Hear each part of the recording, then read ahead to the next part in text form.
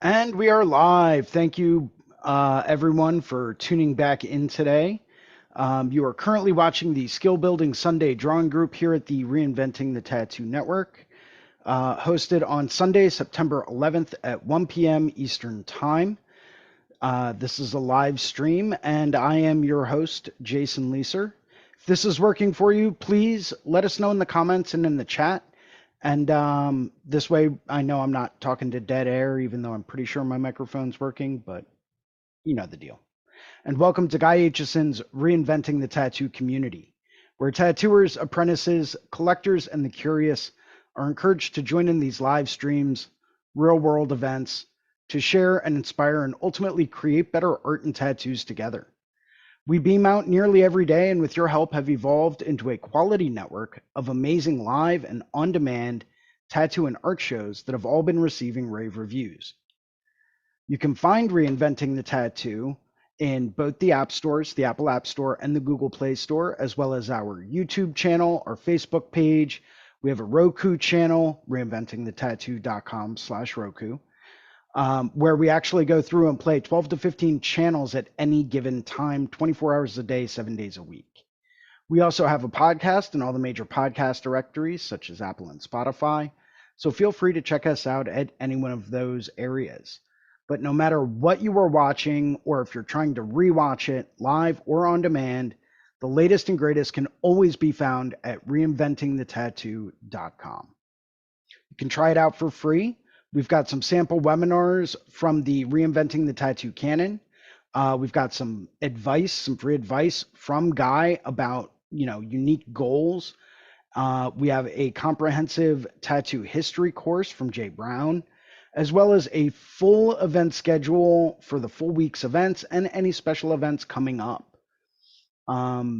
We also have a number of special development courses from 20 world-class tattooers around the world.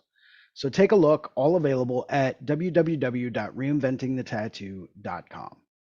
Once again, if this is working for you, let us know in the comments and in the chats, and please tag a friend who loves tattoos, coworker, maybe a friend, maybe someone that's trying to get into tattooing. Help us get the word out.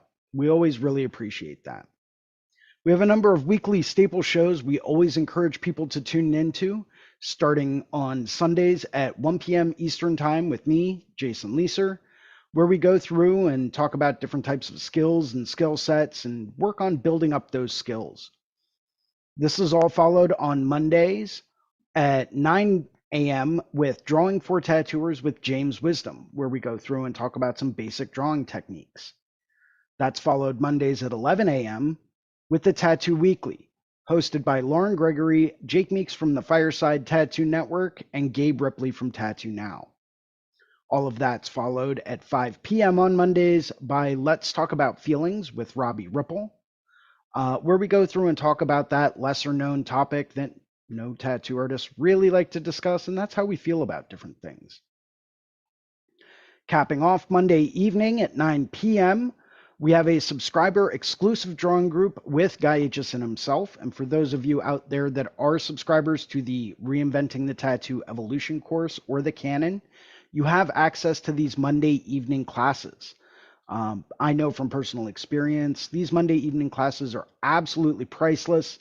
I have gotten so much better at just all of my artistic drawings and then drawing at a speed as well. It's really helped me develop in a whole bunch of different ways. So take a look at the Monday nights at 9 p.m. exclusive drawing group with Guy Aitchison.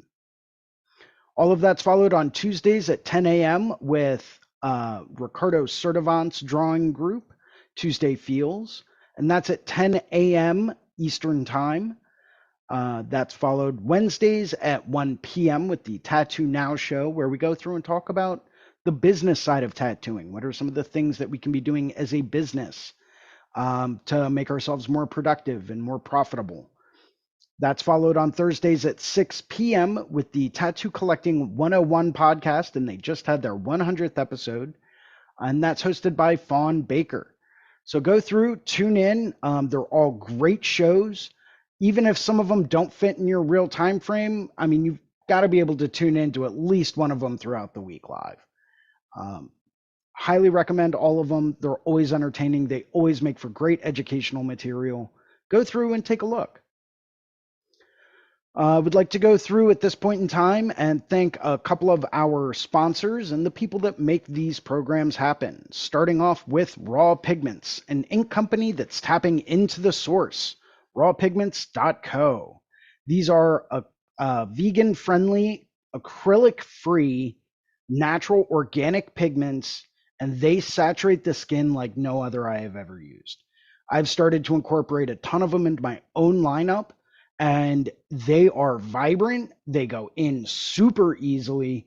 It's almost like it's cheating whenever you're doing a color tattoo. Take a look at rawpigments.co. Next, we have worldtattooevents.com, the world's largest, most comprehensive resource for tattoo events worldwide.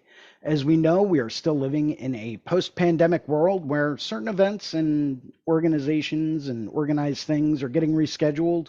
So if you want the latest and greatest, most up-to-date information about what tattoo events are going on in your neck of the woods, take a look at worldtattooevents.com. Next, we have DLize Pro, also known as Dermalize in the rest of the world due to international copyright laws. Protect your art. If you are still using plastic wrap to wrap up your tattoos after they're done, it's probably time to step your game up. Take a look at DLize Pro. It was developed by wound care specialists, specifically designed to heal tattoos. Take a look and watch some videos from different tattooers that use it to see what it's all about. Next, we have TattooNow.com, technology for tattooers, the leading edge in professional development, management, and digital tools for tattooers of all levels. They can do upgrades. They can help with competitive CRM and mailing lists. They also have developed special productivity software out there for tattooers. So take a look, once again, at TattooNow.com.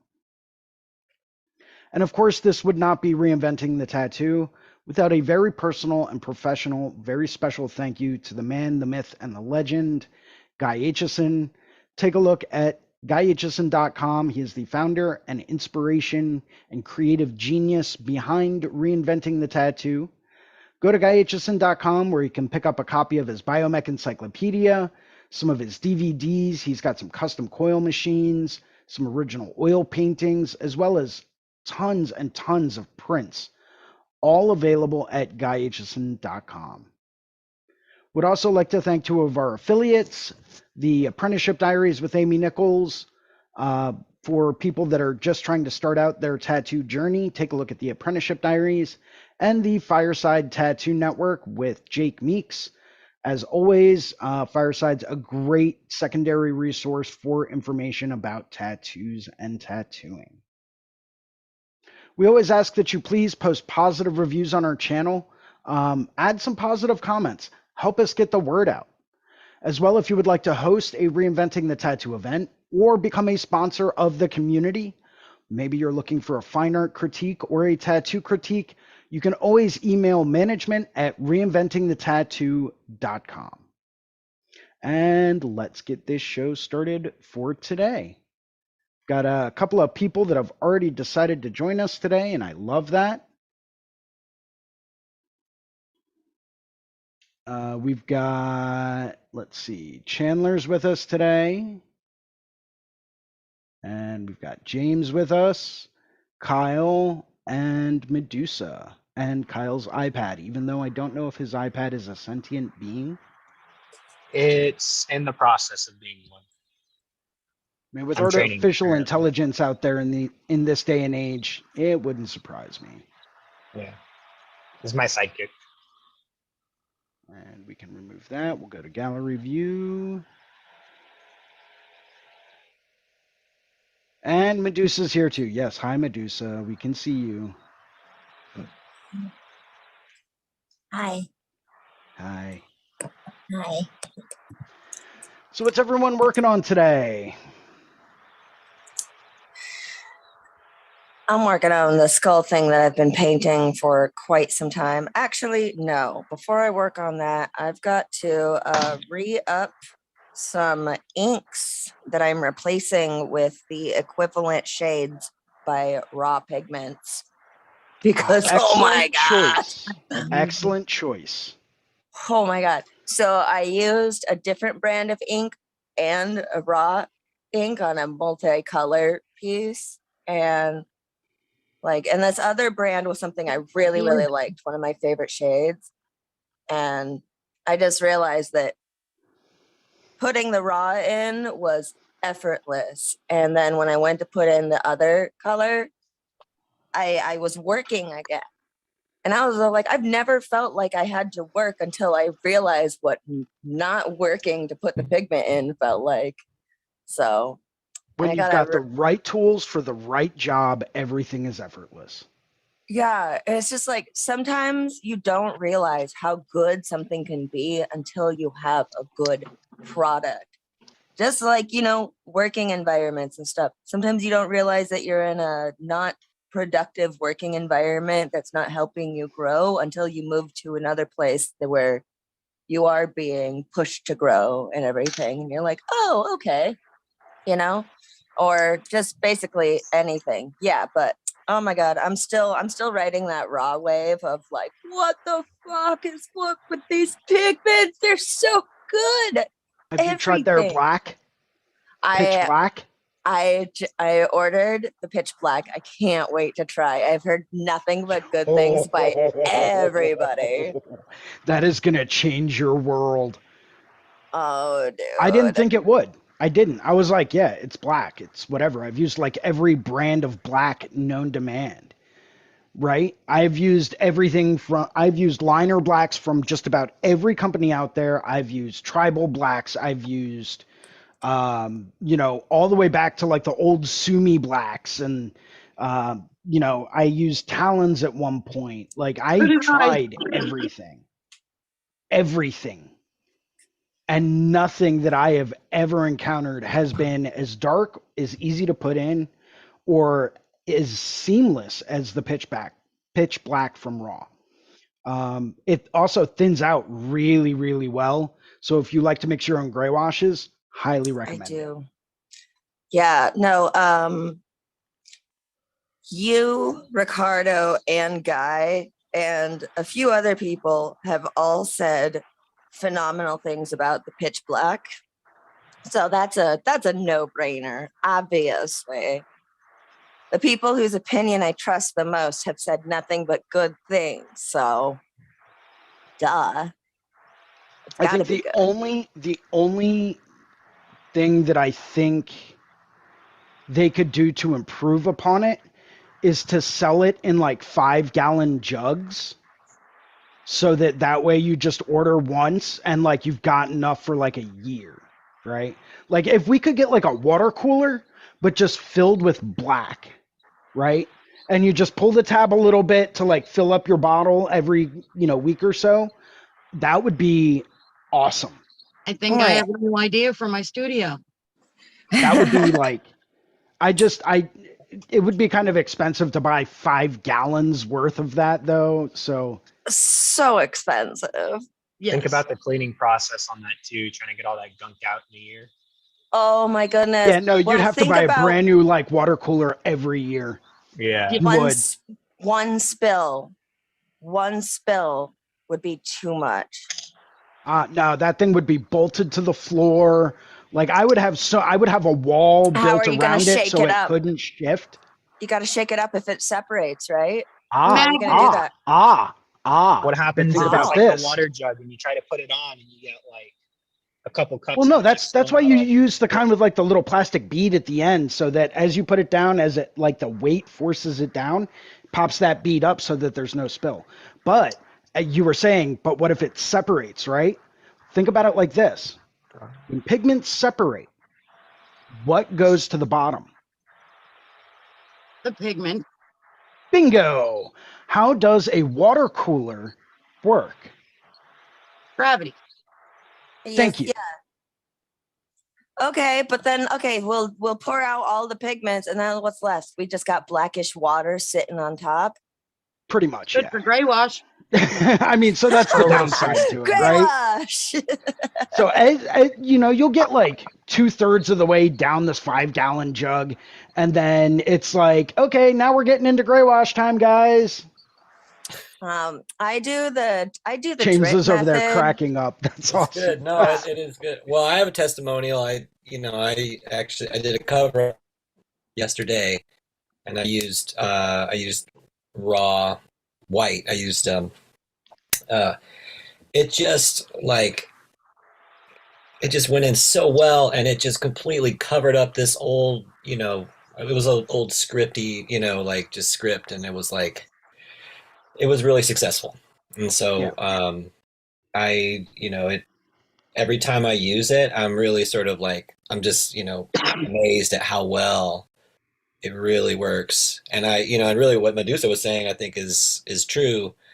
I do find that I'm like, there's a big difference in terms of other pigments that I'll use. So I'll just reach, I'll just reach for like, micro dispersed pigment that I would usually use. And the difference with the raw is it's pretty noticeable. So it worked really well for my cover up last night. I'm gonna, continue to use it, and I think I'm really, really finding that I enjoy using it a lot. But I don't know if I can get a big cooler full of it. Yeah, Maybe that would work. that is a bit of an exaggeration there. But no, so you actually touched on a really great point, because one thing that I've learned over the years, out of all of the different brands I've ever tried, if I'm interested in trying a different brand of pigment or even a different brand of paint, right? If I'm working on a painting, I'll go through and I'll pick up a tube of like black or a bottle of black if it's tattoo ink, and I'll pick up a bottle of white, right? Or a tube of white, depending on, what medium I'm working with. And I'll try those out. And the reason why I do that is because when you look at a lot of the different pigments that are out there, right, and a lot of the different colors that are formulated by color companies, both paint companies and tattoo pigment companies, there are a number of them that actually have white as one of their ingredients, whether that's to make a color more opaque or whether it's to lighten the value or the hue of it. There are a lot of companies that actually add white to it. So I know if I try their white and I really like their white and it goes in easy and it saturates well, great, awesome. I know that any color that's got that white mixed into it should act just like that. So for me, it was like a very easy way to test out a whole bunch of things without having to buy several $1,000s worth of different pigments. Mhm. That's a Yeah, really it was good this, idea. yeah, it was the same sort of experience when I used the raw, like it was, I'm not sure what the name of it is. It's, sort of a lavender or rather violet color. And so it was pretty opaque, but then I did mix a little bit of white into it too to, again, it was sort of like we had it was an old school pinup girl, and we wanted to make the hair more violet rather than just sort of black. And so we're going over this old black ink, and it just, you know, it really was, it turned out to be very vibrant and very sort of solid and opaque, just right over that old black. So I think I agree, I understand what you're saying, Jason, and is that, it's, some of these colors are strengthened through their, like the added addition of the white pigment. They're made more opaque, or they're just made more, um, just more solid that way. So, but yeah, really great stuff. It was. Got to switch. And then put that on. Cool. Kyle's working on a big painting. Awesome. Yes, it's like the biggest one I've ever done. It's also my first oil painting. Wow, you just dove right into the deep end with that one, didn't you? Yeah, I've got like 2 little panels, like testing out some oil paints before I did this, but like Derb was like throwing away an old canvas out here that like he didn't stretch right or something, and I was like, well, I'll take it, and it's 30 by 40. That's how big this guy is. That's pretty intense. Yeah. Yeah, I just jumped straight to the deep end, and here we are 20-ish hours later on it. Yeah, well, 20 if you Ambitious. yeah, 20-ish hours for an oil painting really is not too much. Yeah, I've got probably like another 20 to 40 to go. Yeah, yeah. I think that's a very good conservative estimate. Yeah, but it's been really fun to experiment and learn throughout each layer that gets put on here. Oh, absolutely. Absolutely. You know, and it's very important point that you touched on there, and that's constantly learning, trying new things. You never know until you try, right? Yeah. Well, I mean, there are certain things I won't try, like tattooing blindfolded. Won't try that. I I was about to tried to say, good tat. luck finding a canvas for that. Oh, I could find one. I mean, trust me, with my circle of friends, it would not be difficult. I got you. Yeah, I have a lot of friends that are just like, dude, I don't care, man. Do your thing. I tattooed one of them with an eye patch on before, just the one eye covered, and that was tricky. Yeah, not That had to very proud hurt of the your way depth that turned out, perception. but yeah, yeah, it was not easy, but you know, it was an adventure. It was that day's tattoo challenge. Uh-huh. I am not working on anything today. I am recovering today. That's good. Recovery is important.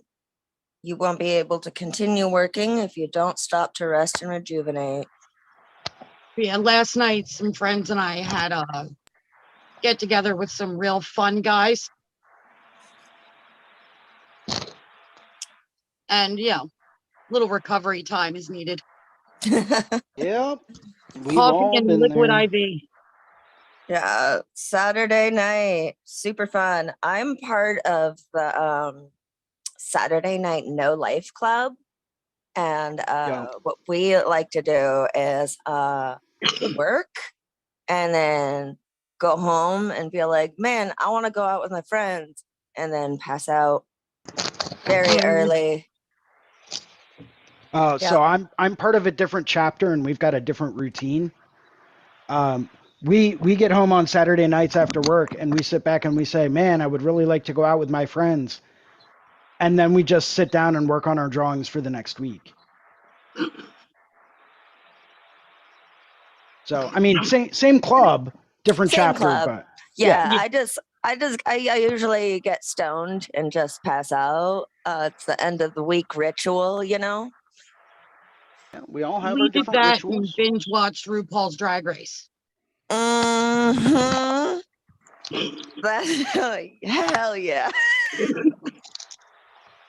I'm done with you on a A little Saturday bit of night. tripping and a little bit of RuPaul, and we were all quite happy. Hell yeah. Yeah, but All right. real quick before I forget, I would like to say a very special thank you to James for jumping in today. Thank you. No problem. Thanks for Really thanks appreciate it, man. inviting me. Yeah, it was great. Yeah, dude, Really you glad to are be here always with you welcome all. to come on in, man. I Always. can't wait till tomorrow. Yeah. Oh, cool. Yeah, I'm excited too. I'm going to try to have my ass up early enough to join you live. How that would early be is it awesome. for you? It's 9 a.m. Okay, so you're East Coast. Yeah, it's 6 Yeah. a.m. for me. Oof. Which is why I wanted to apologize, James. Last week when somebody was doing the whole thing, when they were all like, at 9 a.m., James does the blah, blah, blah, I like made a weird face.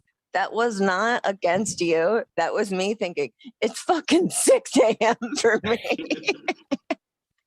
And then I realized it's like, oh man, I just made like a grimace face at James's thing, and that looked so bad. No, I was just thinking about, am I gonna be able to make it? Like, so No offense. No offense one of these taken. days I'm Yeah, gonna wake up, whenever Or you're maybe you'll available. still be up. or just maybe I'll never go to sleep. I mean, didn't we have that discussion last week? I am a big advocate for naps. Sleep want to is get one of my take favorite naps drugs. as my knuckle tattoos. Take naps. My Oh, that would work. to jump back a bit, my Saturday culture is my extended nap that just leads to like a 14-hour sleep. Yeah, that's my nap turn Mm. into tomorrow. Yeah. I love I love 14-hour it. naps. I can't do that anymore. I did that when I was in college, and I used to sleep way more than necessary when I was in school, and it was bad. I'm missing like 2 days of my life because I would get up and like eat and then go right back to sleep. So like, when I realized how much I was getting done, it was like, all right, time to step my game up, time to actually like do the things. I'm with you there, Jason. I feel guilty if I get more than 6 hours of sleep a night. Yeah. I feel like I'm not doing something that I should be doing. Yeah. Oh, don't get me wrong. I feel bad about it too, but it just happens. Yeah, I would say about 6 nights out of the week, I'm working on like 5 to 6 hours of sleep, but there's always that one day where I get to catch up and I am not complaining. Yeah, What I other like to call colors would, those oh, I like to call those catch-up times vacation. Yeah, and for those of you like me that don't really know what vacations are, Yeah, I apparently was there are gonna these ask. mythical things, mythical time periods where like you don't work. weird. I It's a thought you foreign worked during those, concept to me Jason. because I'm always productive, but like I don't know. Some people get them. I hear about that sometimes, but I don't think I've had one in a long time. So My last vacation was 2002. yeah, sounds about right for me too. Sorry about that, Kyle. What were you saying? Oh, I was saying, don't you usually work on your vacations? Yeah, yeah. Mm-hmm. My vacations are just where I go somewhere else and work. Yeah, I still call that work. Nah, not when you really, really love what you're doing. Like to I me, I'd love when I'm rather. tattooing. I don't love checking emails, and I still have to do that, so it's still Oh work. yeah. So I won't check emails, but like if I'm doing something tattoo related, even like I've taken quote unquote vacations before, right? Where I've gone to attend different tattoo conventions and other places to scope them out, to network with different people. But a lot of people look at that and they're like, well, what do you mean? Like, why would you go somewhere like that? Somewhere that might be super cold at that time of the year just to go to a tattoo show. Like, isn't that more work than anything? And I was like, no. To me, that's an ideal vacation. If there's Tattoo shows money are coming rad. in and I'm doing work towards my career, it counts as work and it's a tax write-off. If it's a vacation, it's not a tax write-off. So I'm going to take my work trips happily and I'll take a vacation one day. What about do you guys get continuing education tax write-offs over there? Yep, it's part of the yearly license renewal thing too. So I put down every seminar I buy, I save the receipts and write those down. I was gonna say you should try to find a seminar going on at like, I think they just got done with maybe I don't think it's the same one, but they did a tattoo convention over in London recently. I think it was called like the Great England Tattoo Show or something. But you should try to find like seminars being hosted in other places. Really maximize like, what you can do there. It's just going to be a value add. It really is.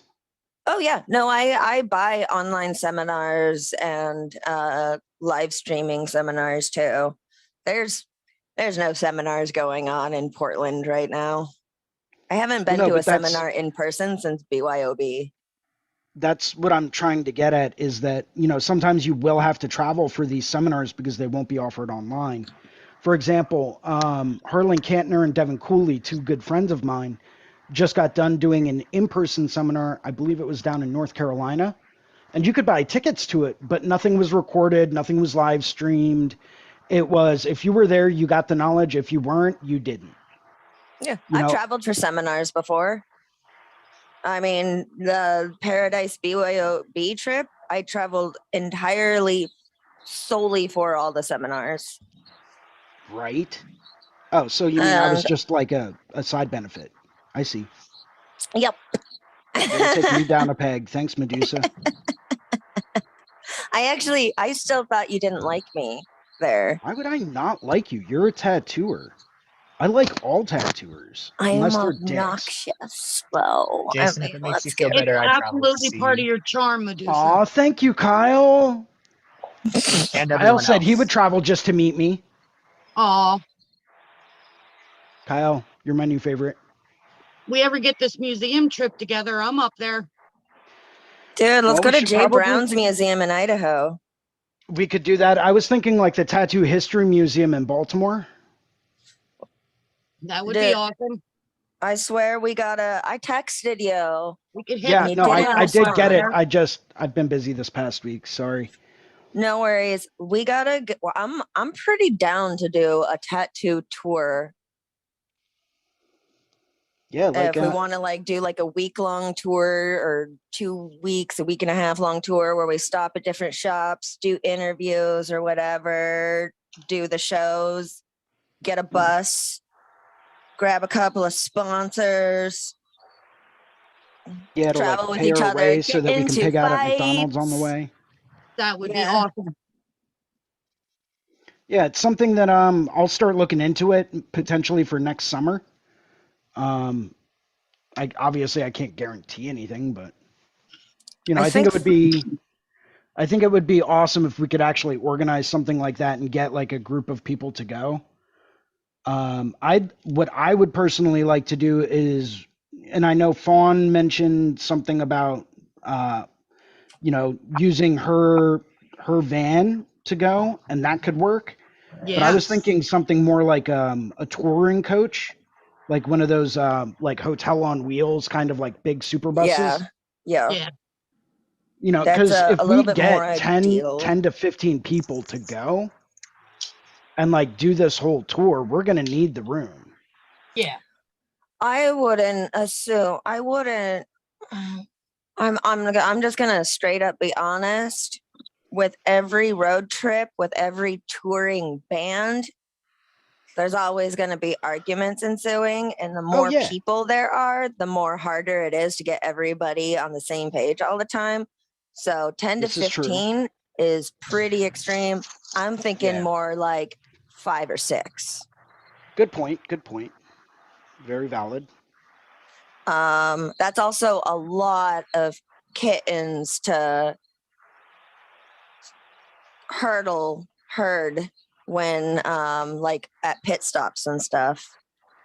Yes. You know, like we got 10-minute pit stop. Everybody use the bathroom. 15 people are not gonna take 10 minutes. We can But do what that's the why I soccer was moms thinking- do and make everybody wear the same color t-shirt so we can find everybody in the crowd.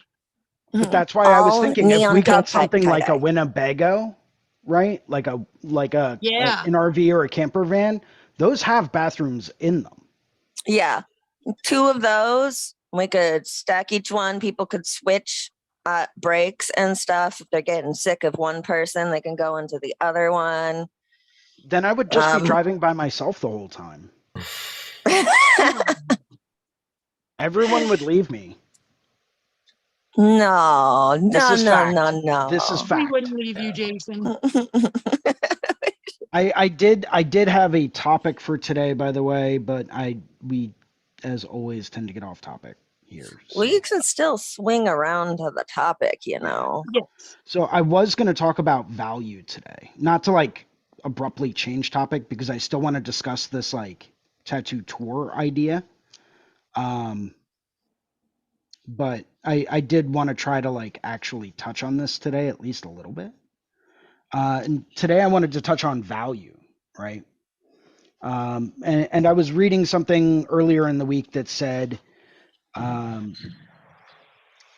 you know, you shouldn't ever lower your price or lower the value that you give to people based on what they're willing to pay. You know, like I used to work with a guy that was adamant about, you know, finding out what someone's budget is and then tailoring that tattoo or that design to what their budget was to get their butt in the seat. And for me, I always kind of found that that shorted the client out a little bit, because if someone's trying to get a half sleeve done for like $450, what kind of quality and what kind of work are you going to be putting out? You know? So to me, value is, it's all about everything. You know, what's the value that you're putting out? What is your environment like? You know, are you in a nice, clean, friendly studio where people are artistic and they're constantly encouraging each other? Are you at a place where people are excited and enthusiastic about client ideas? You know, are you working in a dark little hole in the wall where the only people that come in are the people that you don't want to tattoo that probably haven't showered in 3 weeks? You know, like what's your environment? What's the value add there? And what kind of value are you assigning to the work that you're doing? You know, so just some food for thought, things that I've looked at over the years and seem to be working all right. But, you know, it's something I'd like to bring up as far as topic and discussion goes. Some of the best tattoos I've ever done, I did for free. But they deserved a free tattoo. There's 3 people in my life that will never, ever have to pay for ink from me. They've been way too good to me. Yeah, see, I'm at the place where like I even charge my parents. I don't charge them Yeah. much, but like this is how I pay my bills. You know, and I've got lots of them. The So people like, that have the free ink card for life, they won't let me tattoo without at least paying for my setup.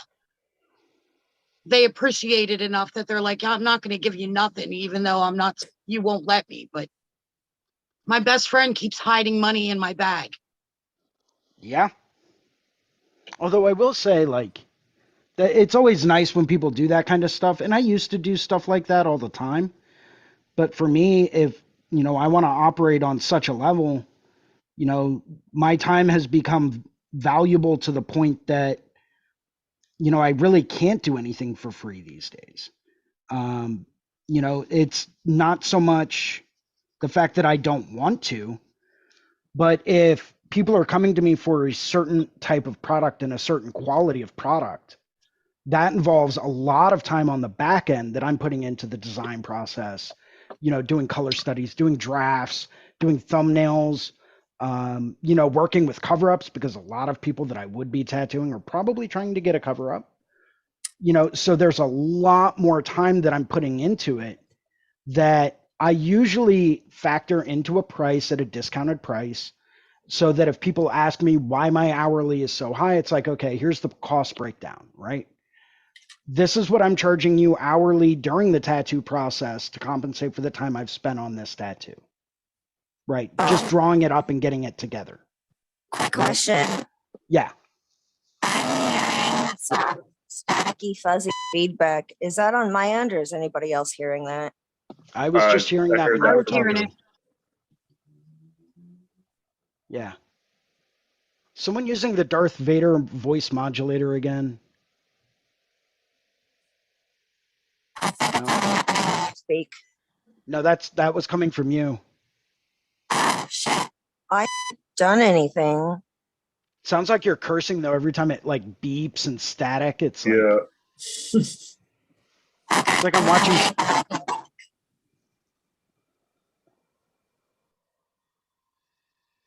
Okay, she'll be back in just a minute.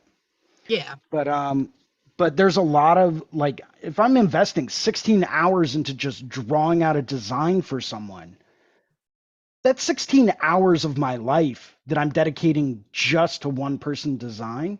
Yes. That's something. So the tattoo itself, is only part of the equation, Oh, I right? know.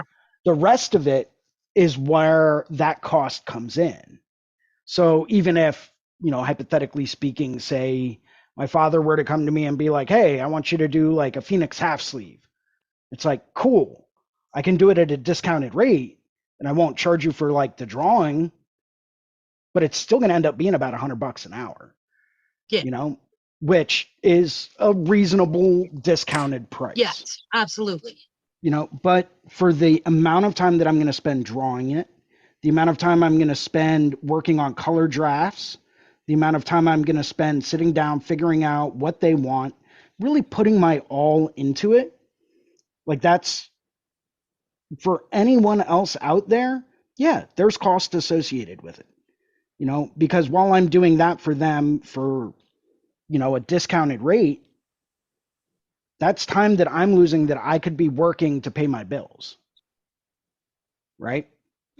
I think it's an So important point that you bring up because, like, it is a little bit of a barrier to entry, right? There's a certain cost associated with it, but once you feel satisfied with that, as the practitioner, then of course you're gonna give it everything that you possibly can. And then the work speaks for itself. And so, but yeah, I think if you're sort of nickel and diming, you're actually cheating, you're cheating them by cheating yourself, I suppose, right? So right. it doesn't mean that that you're trying to get over, you're not trying to get rich off, especially what if you have a client who has a lot of money? You know what I mean? You're not Yeah. gonna you're not gonna charge them more. I don't think. I don't think that's the way to go either. Um, No. they may buy more from you, possibly. You can't even generalize like that, because like sometimes people don't have the money to afford it. They're gonna do what it takes to get Right. the tattoo they want because they're investing in themselves. Really, a tattoo is a personal investment. Absolutely. So if they That's if they very do, they really want it and they really respect your work, they're gonna make it happen. And then so you can't let them down by, I think especially just sort of like having that negative attitude, like, oh my God, I'm not charging this person enough, blah blah blah. You have to work hard to ensure that you're really, like that would be the ethic, I think, is that you're treating them how you would want to be treated. And Yeah. the only way that you can really do that probably is, you have to like look out for yourself and negotiate in the beginning, and just sort of set a relationship. There has to be, um, some established kind of, like, uh, dynamic, yeah. right? There's an asymmetry. You're the artist and There they're you the go. client. And that's what you would want too. You don't, Yeah. that's for me at least, I don't want to go in and tell my artists like what to do. I picked them. I want them to do their thing. I guess when you get clients you know, who are really being overbearing, or they're really being sort of like, um, uh, I guess they don't understand the dynamic that's really gonna facilitate the best possible product. Yeah. That might be the client you try to you try to fire that client. You know what I mean? Yeah. I've May done not it. be the right. I've done it. Good for you. I think I fired that's somebody for bad hygiene too. good. They kept coming into my shop dirty. And I'm like, I'm not creating an open wound on you when you're filthy. I'm sorry, I won't do it. If you can't shower before your tattoo, you don't want the tattoo that bad. Sure. Sure. No, that probably takes a lot of that takes guts. You know what I It mean? did. I had an anxiety attack about it after it happened because I had to get through it first. Sure. I was like, I'll have the anxiety attack after I tell him this. Just want to add to Jason's point there in that when you like give people discounts, even if it's just a small discount, they're always going to wonder what the reason for it is. So I've had a few clients where like I'm doing a style that I'm not very familiar with that I want to do more of. So I'll cut them a deal if they'll let me do that, and I'll knock off like half hour to an hour, depending on how long the total cost is for me. But if you just like give people away tattoos for free and it's not for like a very clear specific reason, then they're going to be questioning, why is it free? Like if I was to walk up to say Jason and say, hey Jason, you want this $50?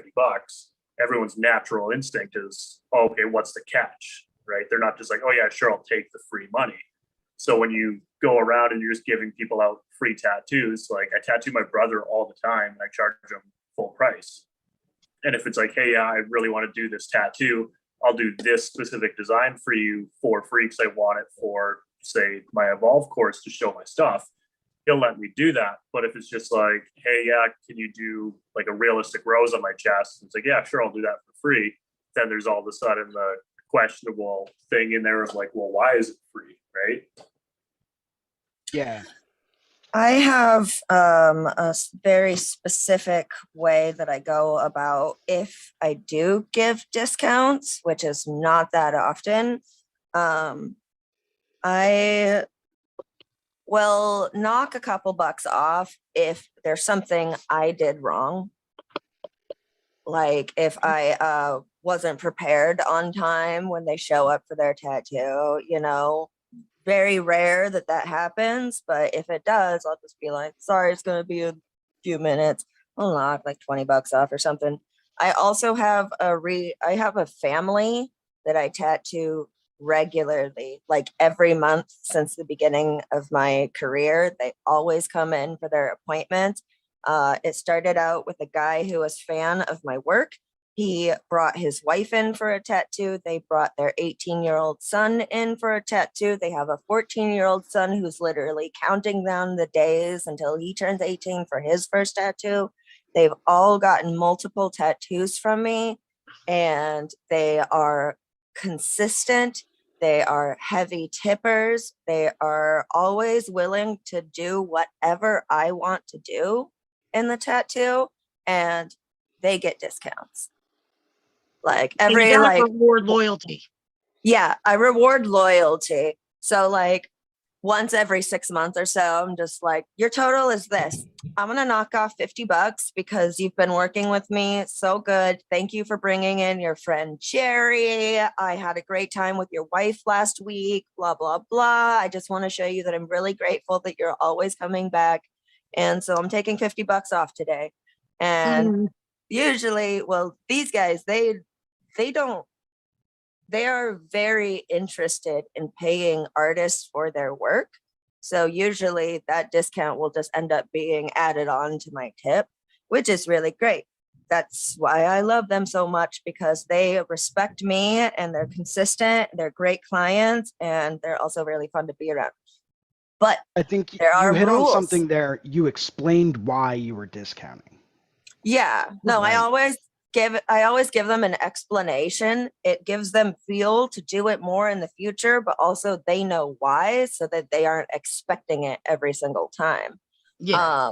But also very strict rules. I don't give discounts to my besties or my family, because I love my besties, I love my family, but I know they're gonna mooch. So people love free stuff. But also specifically, never give discounts to anybody you're dating. No. Oh, no. That is a big no-no. No, I've had a lot of people be all like that I've dated wanted to get tattoos from me, and they get full price. Yep. I'm not letting that one sneak through the cracks. Is if you let one slide, they're all gonna be all like, "Hey, baby." Yeah.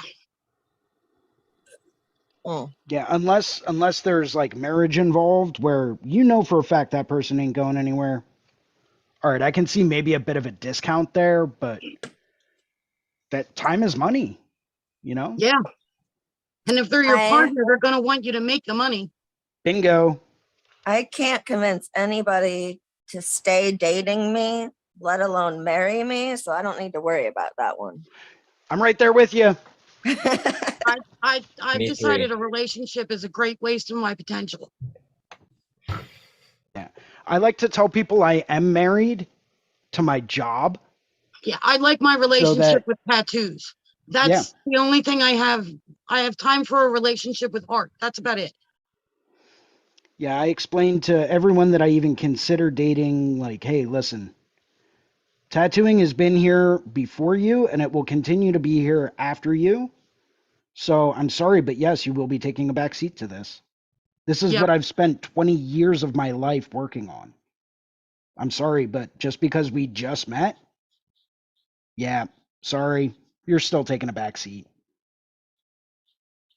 That's Yeah, the I way it already. is for so many people too. Like, have you ever dated a musician? The band is their first girlfriend. Yes. You need to respect that, just like they respect that your tattooing and your art is your first partner. Yes. Especially for Yeah, me, because this is my second time around. yeah. I First think time around, I was artists, young. Then I had a kid. I got a real job working with special needs kids for 20 years. Now that's it's awesome. time for me to go back to tattooing. That's what I want to do. It's called my turn.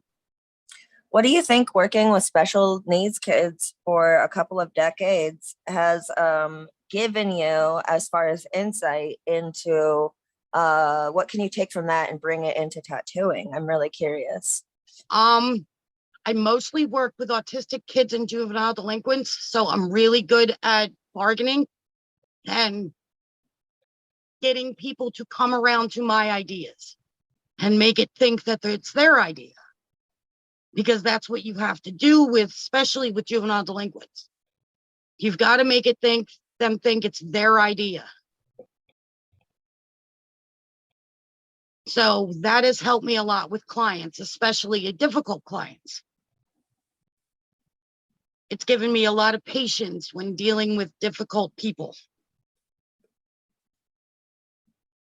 It doesn't mean in my head I haven't killed them 20 times, but at least on the outside, I'm cool, calm, and collected and in charge. That's awesome. That's really awesome. I always like to find out how people's previous jobs, careers, and lines of work has what skills they can take from that into the world of skin art. Yeah, and tattooing. Like for example, I was sorry, mom and dad, if you ever see this, I was a stripper for 8 years. So I learned, and that's where the name Medusa is from. I learned a lot about setting boundaries with clients and making sure that like there are lines that are not crossed and everything. And a lot of patience. Yeah. I had to set a lot of boundaries when I first started with special needs kids because I was only 22. That's pretty young to take on a challenge like that. And, some of the juvenile delinquents I was dealing with were, on probation and had to stay in school until they were 21. And I was in charge of them. So I had to figure out real quickly how to make myself in charge of these technically adults, but are supposed to be kids that are going, to the different schools for troubled kids. I think my stint as a juvenile delinquent helped me in that job.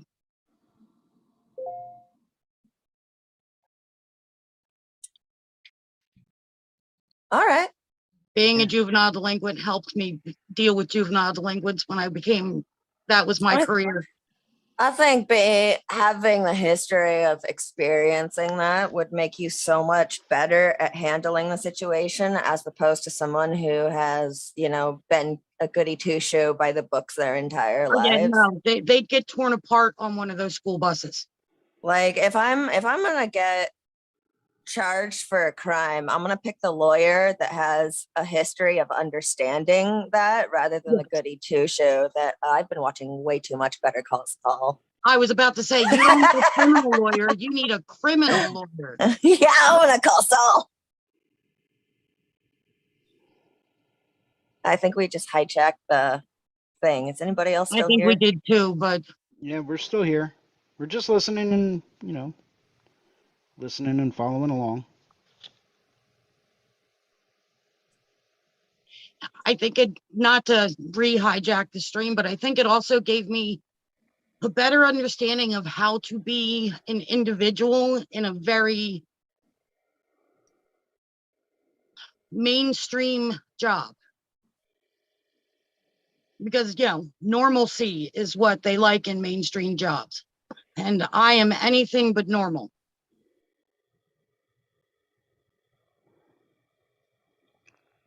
See, I come So from a still very, very maintaining my different. individuality in a very cookie cutter environment was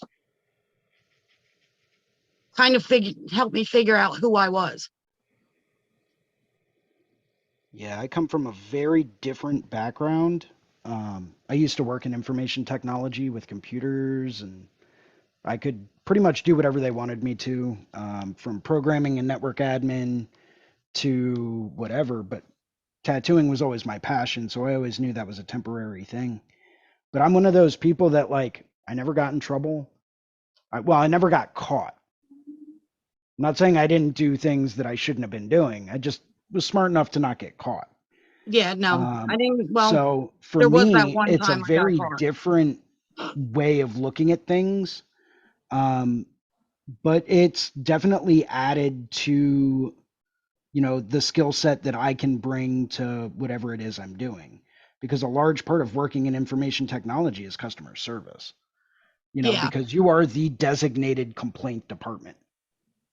Something goes wrong, you hear about it. And it doesn't matter if you're the guy that does the network, fixes the printer, or installs new computers. Something goes wrong with a system somewhere, you're hearing about it. yes, So you get used to dealing with, people that might not be the most pleased with what's going on.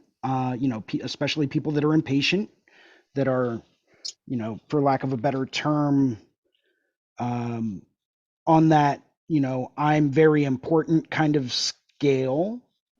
oh, So you learn how narcissist. to deal with different people, but it's a very not often talked about kind of part of this industry is customer service and client relations.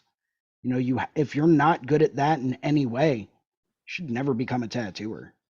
You might be Yeah, the best artist in the world, but if you don't know how to talk to your clients, if you don't know how to talk to the patrons that are paying you for paintings, drawings, tattoos, whatever, hire someone that can. If you're going to be a gallery artist, but you have zero social skills, time to either improve it or just completely dodge the responsibility altogether.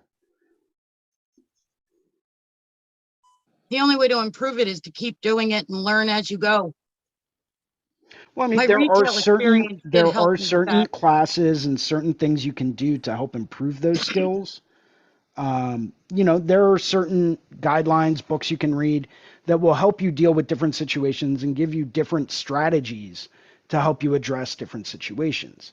A lot of times, taking someone out of that stressful environment, going on a quick little stroll around the building can unbelievably change their perspective on things and help them calm down.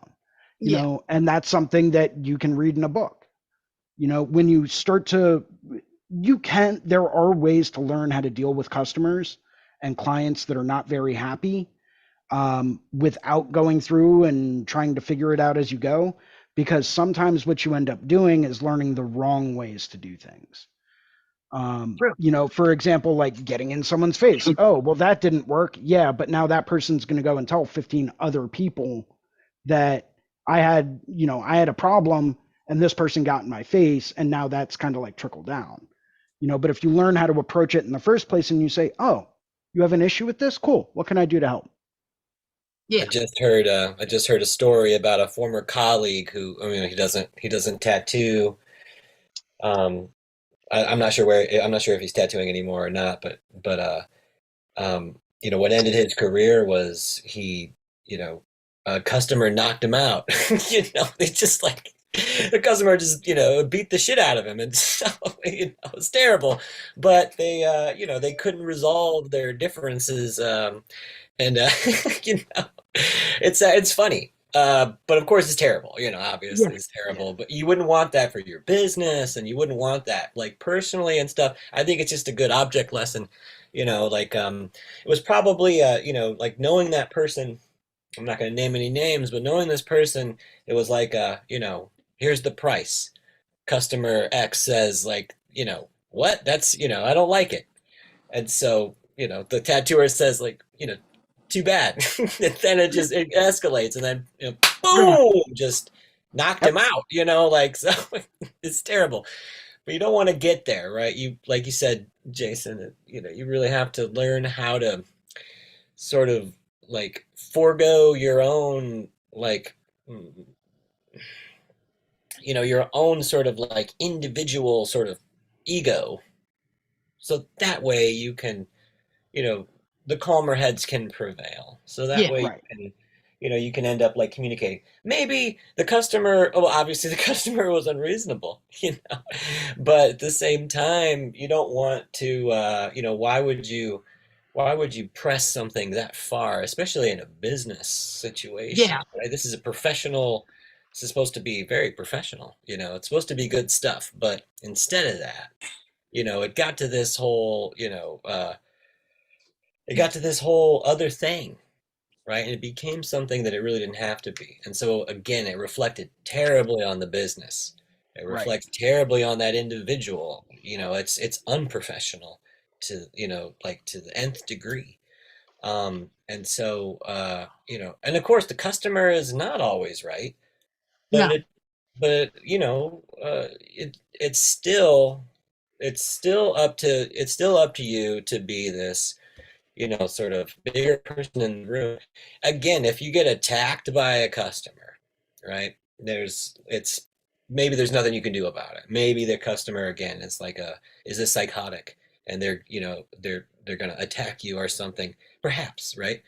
But that wasn't this case, right? In this particular case, this was something that like obviously it happened, so it's, you know, necessarily happened, but you know, it didn't have to go down that way. And so I think it's a good lesson for us to sort of, you know, to not be so, uh, like, to not be so pigheaded, I guess, and not be so like self-absorbed that we can't, you know, Staying that we humble can't like, helps you keep a calm head.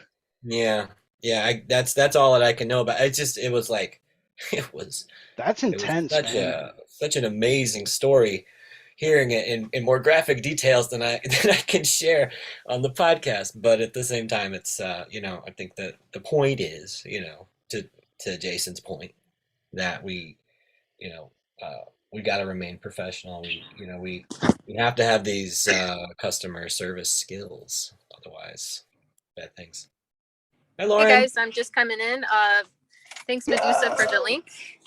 What's up, Jason, Kyle, Amber, James, Hey. and Medusa? Happy to see you guys here today. What's And up, this is like Lauren? an all-star like celebrity like episode here. We have Lauren doing a celebrity guest spot joining us. What? Hey yo, I can't see your pretty face. Where are you? Me? I'm right here. Yeah. I see. There you are. Yeah, Great. I'm just What do you painting, guys? so I've got thumbnails going on. But I got it. What is everybody up to today? hosting a podcast. I Oh, just okay. placed my raw pigments order. I just Instacarted a new Apple Pencil because I lost mine. Yay. That one only took 3 weeks. I do that with my AirPods, Medusa, all the time. I refuse to buy AirPods because they're expensive and they're tiny. And Yeah. I know my dog will eat one if he finds it. And then I was stuck at the airport and I was all like, oh man, I have a whole 2-hour flight. What am I gonna do? I guess I better buy these pods. And immediately dropped one on my and in between the airplane seat. Just immediately. Didn't even use them. So, you know, big bulky headphones for the win. What about you, Amber? I'm recovering from last night. I know how that And then goes. I'm in my emotional support hoodie, and I've got my coffee and my liquid IV, and I am recovering from last night. That's cool. James, what about you? I'm drawing up this Jesus piece for a tattoo next week. I was going to ask you, I'm going to be rolling through Indianapolis tomorrow. Cool. I'm not at work tomorrow. I'll be I'm gonna be like gonna be at home, but yeah, you should stop by and check I'll out the shoot you a shop if you message, get a okay? chance. That'd be You're in cool. Indianapolis, James? Yeah, I had no idea. I'm rolling through Yeah. there on like Tuesday, Wednesday. cool. I'll be there on Wednesday. So What are you up stop to, by. Kyle? I'm going to a show, a concert. So that'll be fun. Who's Right on. playing? I'm going to see Pierce the Veil. Nice. Yeah. Yeah. Your painting looks really nice, Kyle. I saw it online. Thank you. I've been chipping away at it slowly but surely. Probably It's like definitely not a 28 thumbnail. hours. No.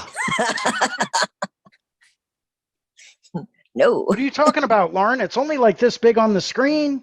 You're right. Exactly. Good What point. do you mean? I mean, it can't you be mean, my that. s- It can't be that big. What are you I don't making, know. Jason? A shark. Cool. It's coming along really nice. Mhm. Yeah, it's really small. It's only like that big on the screen, Yeah. but small little guy. Yeah. Nothing crazy. Trying to balance out some of these cools with some yellow ochre. hmm Is anybody on the show today going to be at the Golden State show this coming weekend? No, but I'm No. jealous of you for going. Well, Unfortunately. if there's anyone that you'd like me to talk to or anything specific, just shoot me a message ahead of time. Everyone. Everyone?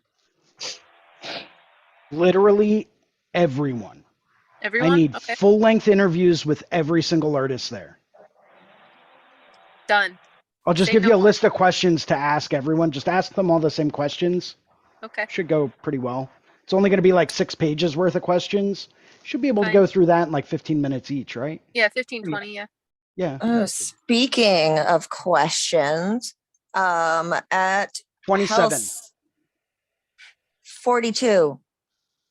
It's the answer to everything.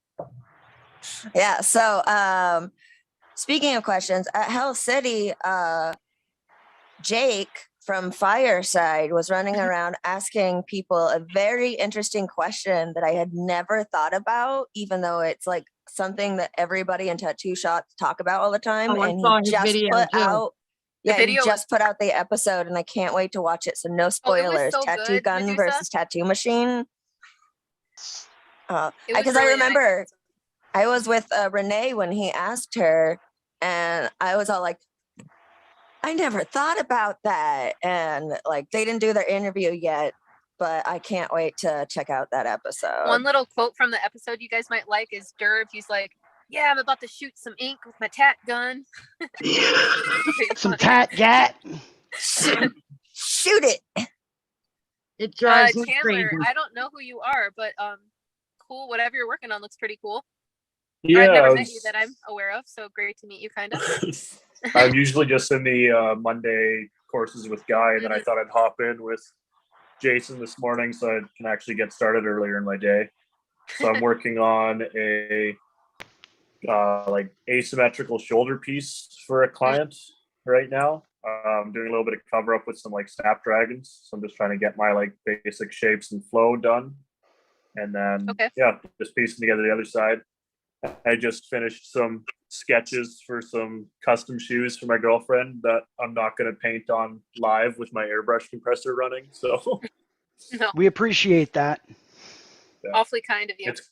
it's Yeah. quiet, but it still will just be like constantly humming. So That's cool. yeah, Where are you located? I am located in British Columbia in Canada. Got it. Okay.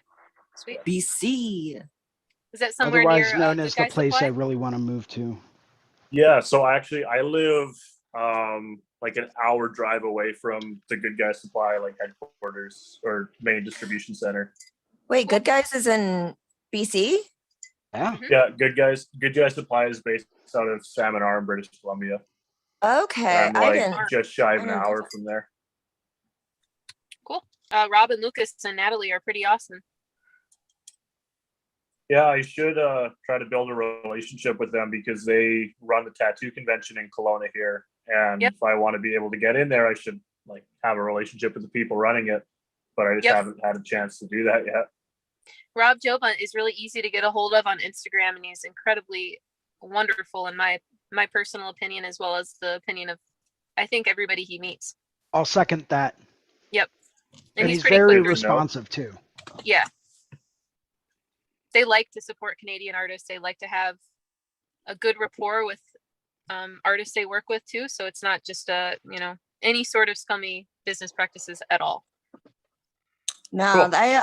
I love Good Guys from my experience with them. I haven't ordered anything yet, but I did speak with somebody on like customer support emails, and they were so responsive and so kind and so amazing. And Medusa, wait until you try their cartridges. Yeah. I just made a hefty order of cartridges at True with a Labor Day sale. And once I run through those, I have a cart for Good Guys as my next thing.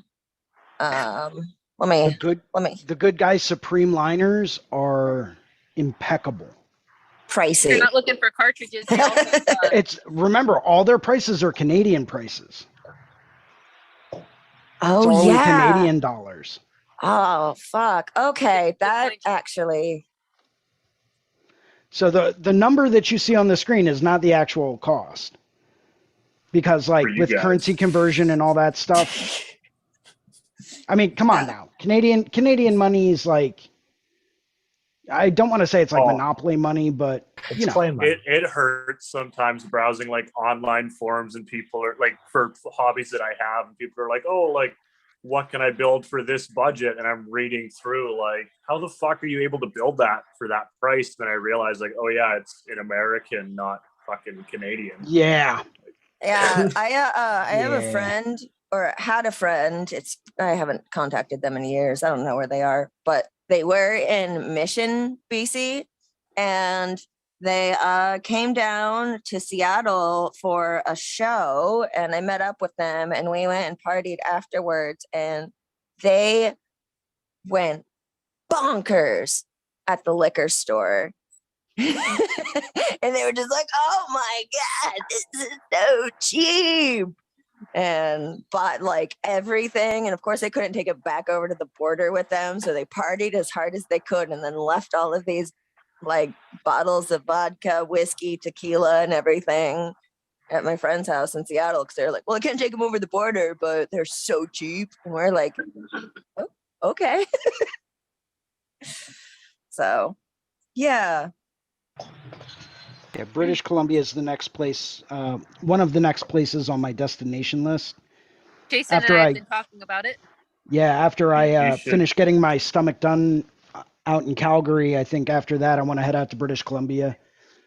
Maybe talk to a couple of When are people you out going to there Calgary? about whenever I book my next appointment. I know Who's that's doing kind it? of vague, but I was just out there in June for the Deadly show. Nice. The Deadly Tattoo Convention, and that Yeah, was unreal. Absolutely inspiring, unreal artists. It was like 90% of the artists that I really, really admire all in one spot. So for me, I it was like almost heaven went on to earth. it, but I just had like other trips I had paid for, so I couldn't afford to go to the Deadly one. But I'm going to the Calgary Tattoo Convention here in mid-October. Pretty excited for that. Yeah. Oh, I think Lauren just jumped out. Boo. Maybe she'll come back. But yeah, Deadly was like another level of tattooing that I have never seen. Matt Caruzan was there. James Tex was doing a 3-day collaboration with Steve Moore literally covered this guy's, both of his thighs in 3 days, start to finish Damn. in full color. In fact, Wow. I've got a little video of it I can share with everyone. Didn't you go to Deadly last year as well? It was the No, first because year they did Deadly this year. yeah, Oh, I think you just mentioned it a while yeah. ago. I Okay. started mentioning it in Wait, I think you got back November. from that other one. What was that other one that had all the seminars that you were at, where you were all like, anybody that's serious needs to go there? Starts with an E, not Evergreen. Edmonton. No. Explorer. Oh, the Explorer Conference. Yeah. That was incredible. Yeah, That I think it's when I you got highly back from recommend the it. Explorer conference. And then, oh, Lauren just texted me. London's calling. So she's yeah, gonna get no, off. she's got to go. Yeah, she's working. But yeah, I think you had just gotten back from Explorer and then started talking about Deadly. And that's why I thought that you had already been to Deadly. No, but the Explorer was incredible. Highly recommend anyone that's out there that really wants to step their game up as far as tattooing. Take a look at the Explorer Conference. It's a bit of money, but what you get out of it is ridiculous. So here is the video of the thigh pieces that were done by James Tex and Steve Moore. And if this doesn't inspire you, then I don't know what will. I really don't. No, don't share sound. Cool. I have never been inspired in my life. Bring it on. Wow. These were both done start to finish over 3 days. Is that like the genie on one side and when was this done? Like the color palettes alone were insane. Yeah, I feel like gorgeous. I feel like I saw pictures of these, but oh my God, the color is so bright and so vivid, and the dynamic positioning and the lighting. Oh, Yeah. oh Yeah, my. and this doesn't even do it justice, but Those colors play off of each other so well. yeah. Well, and it's not just that, but if you look at the continuity of the colors between both pieces, so you can see the relationship between them each. Look at the pinks, right? Specifically the pinks. Those get carried over into each piece. And it makes them look like almost one piece. It really does. It gives them that continuity between both thighs that you can still tell that it's one full piece. You know, as well as like the teals, even though this genie is primarily varying shades of like yellow and green with some purples, you still have accents and hints of teal in both. And then when you come over here to this other side, it's primarily teal. You know, so once again, adding towards the continuity between both pieces with like a light, almost looks like, I can't tell if that's just bruising on the guy's thigh or like a hazy purplish background. Hmm.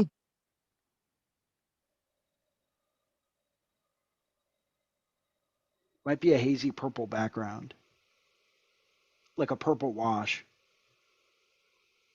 But I could be wrong. But these two pieces just absolutely stood out to me, and they're unbelievable.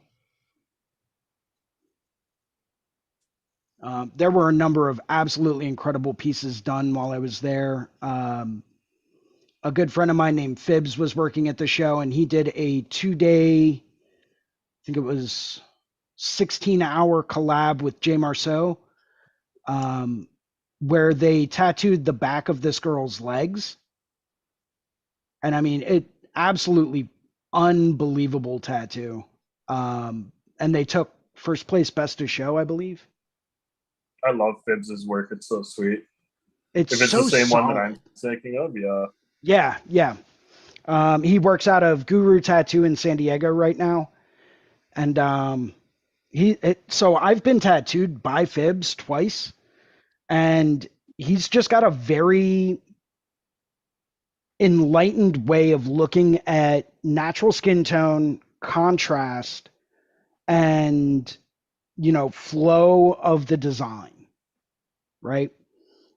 So, and his whole concept, his whole motivation is contrast, contrast, contrast, contrast.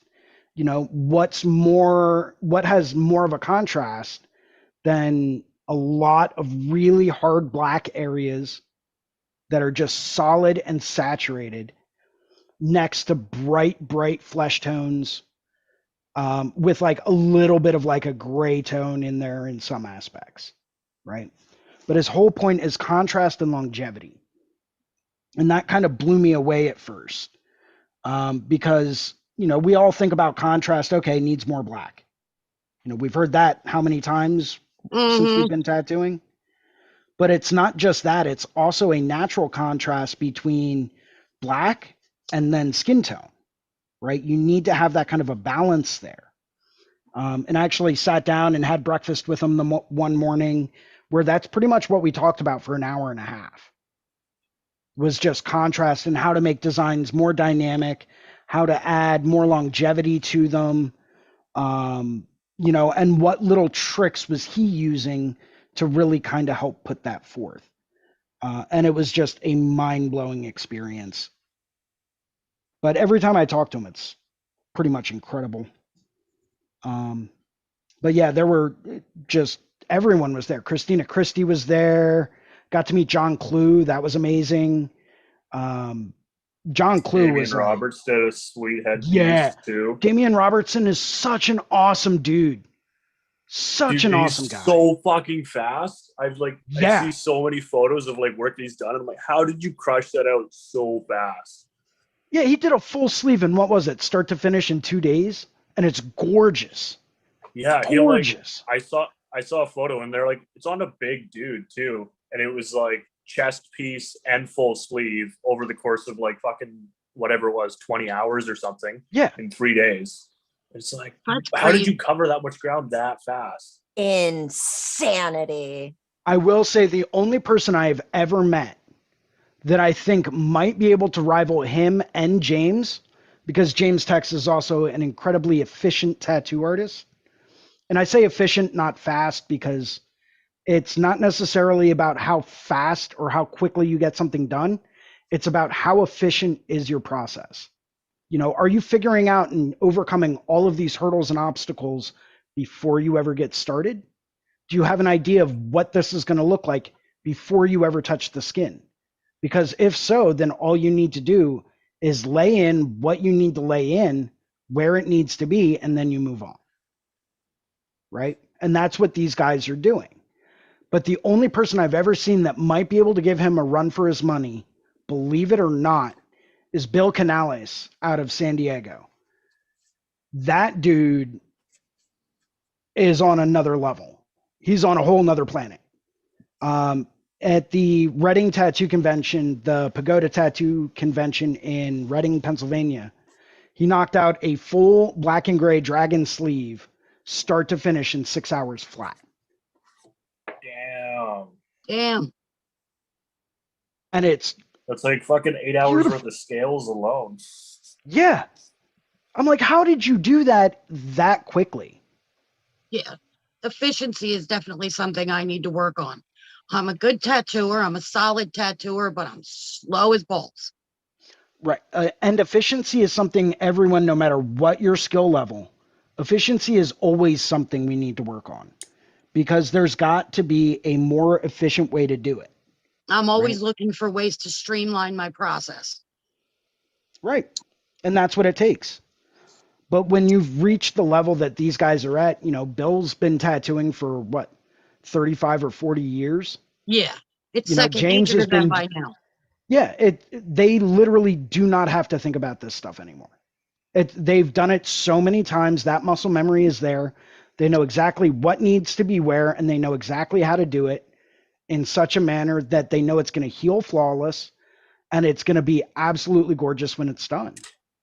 You know, but I think a lot of the trick to what these guys do as far as efficiency is they solve all their problems before they ever touch someone's skin. Yeah, I was gonna say, like, guys like Damian Roberts, they draw everything up to size by hand to like basically completion before Yeah. they start. Yeah. I And stopped that using the would, stencil printer. you cut out, I didn't quite hear what you said. Yeah, it's I think a lot of it also has to do with the fact that they're working one-to-one scale. Although I yeah. know James has been doing a lot more digital stuff lately. But they draw everything, and they have for years, life size. They have gotten down their method of doing whatever it is that they do so well and so quickly. Because when you have to draw a full back piece and it's the night before and you don't have a tablet to draw on, you're going to find a quick way to do it. Mm, I started a back piece a few months ago, and what I did was I drew everything out on a tablet, and then I printed it all out to size, and then I took a giant sheet of tracing paper and redrew it and traced it out life size, where I added in the details that I needed, and then made a stencil off of the life size giant thing. And I felt that seeing it in the size it's supposed to be before the actual appointment is incredibly useful. Absolutely. yeah. And yeah, I think a lot of people just kind of like, I'll just print it out to size when I get there. And when you end up doing that, you end up finding all the details that you need to work on that don't look that great when they're blown up, as opposed to that small screen size. And I have seen a couple of people panic, being like, hold on, I got to make some adjustments. See, now I've always believed in the, for lack of a better term, like the old Japanese philosophy of when you draw it, if it looks good on an index card size, when you blow it up, you know that that is going to hold up for a lifetime, right? Sometimes getting those super tiny itty bitty like micro details in there isn't always necessary, because in order for someone to view a full back piece, like completely, they have to stand a certain distance away. Right? That's a really And good if you're point. standing a certain distance away, your eye is not visually going to be able to perceive a lot of tiny itty bitty minute details. So as much as, I agree that seeing it full scale before you start, definitely beneficial. Will completely, totally advocate for that. But sometimes you don't need to add tiny details. Sometimes keeping it more bold and more simplified is going to get the point across with the least amount of effort. Yeah. I have a very off-topic question to ask Kyle. Ooh. Kyle, you're doing your first oil painting at the moment, right? Yes, I am. My first like major attempt. How close have you placed your beverage to your Gamsol? I have not had an open beverage yet, thankfully. So I have Oh, water man. in its own container, though. Okay. I in the first week of me starting oil, like I said before, I broke all the rules. I smoked a joint while painting with oils. I ate a burrito while painting with oils. I put my coffee right next to my Gamsol. Don't do that. Don't do any of that. I didn't know those were the rules, so now I at least know. At least now he knows the rules. Yeah. That's Don't- asking for a lot of problems. Yeah, don't put your open flames around your oils. I am a terrible example. Anything you see me doing, don't fucking do it. Don't fucking do it. Gotcha. I don't know what I'm doing. I mean, I don't either, but it's been very fun to just experiment and learn and see the differences and the nuances to it. Like I don't mind accidentally taking a sip of watercolor water or acrylic water, but I don't want to accidentally take a sip of Gamsol, and I encourage you not to risk that. Keep any beverages far away. Yeah, the poison control centers do not recommend that. Yeah. It's not recommended. I mean, you can I'm try not saying it, you but can't do it. I'm just saying, apparently there's like, a life-threatening, issue there. So you may want to avoid it. Just a thought. then again, rules are meant for breaking. Some This is rules are true, meant for but if you breaking. enjoy living, Some rules are meant to keep us alive. Do I enjoy living in this economy? I mean, there's a basic rule that drinking bleach is not a good thing. But it's so It's good. tasty. I'm not saying it doesn't have that extra little spice that we all like every now and then. It's a little I thought it was zest. always good. Antifreeze is sweet, like Gatorade. And it looks like it too. So is Why would they Windex. make it sweet if it's not meant to be drunk? Why would they color Windex blue if it didn't taste like blueberries? That's all Yeah. I'm saying. Although it looks a little more blue raspberry to me. I don't know. I thought fair it was Glacier Freeze. Ooh. Jason, did you Glacier ever watch Freeze. Corner Gas back in the day? Corner gas? Did you ever watch that show back in the day or no? Okay, so there was an episode where one guy was just losing his fucking mind over every little change. And he's freaking out that the windshield washer fluid at the gas station was now red instead of blue like it always used to be. So he's asking the guy like why it's a different color, and he's like, I don't know, maybe it's cinnamon flavored. And then later in the episode, when shit comes up, the guy's like complaining about more stuff, and he's like, that new washer fluid definitely isn't cinnamon flavored. Oh, dear Lord. Oh, man. All right, guys. Well, I'm going to have to say goodbye for today because I do have a consultation coming in soon and I need to actually be functional for it. Well, have fun and good luck with that. Thank you very much. You guys have fun. I'll talk to you soon. All right, See ya, take care. Amber. Bye, Amber. Bye. Yeah, I always thoroughly enjoyed oil painting, especially when, times got rough and, maybe I was going through like a rough patch in life or whatever. I really enjoyed oil painting because it forces me to take a step back and exercise a lot more patience. Just because the way that I was always taught and the way that I enjoy doing oil painting is by doing a lot of very thin glazes. So you do a glaze, let it dry, do a glaze, let it dry, do a glaze, let it dry. Granted, I try to speed it up a little bit with a little bit of solvent-free gel medium from Gamblin, which is amazing, by the way. A Highly little recommend Christian it. Perez trick. Yup. Mhm. It'll dry a glaze of oil paint in like 2-3 days. So that's why I like to work with a lot of thinner glazes. I've But been it working with this forces me. light I saw you guys use. Yeah, the Galkid. Yeah. Gal Kid. I have Gal Kid light. I really like it. Yeah, I come back like in a couple days or a week and it's like ready to go, brand new.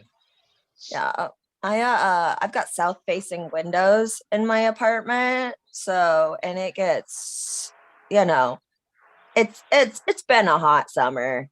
We're in fire season right now. Fall hasn't really started for us yet. Actually, the sky outside is a little orangish because the county next door is on fire.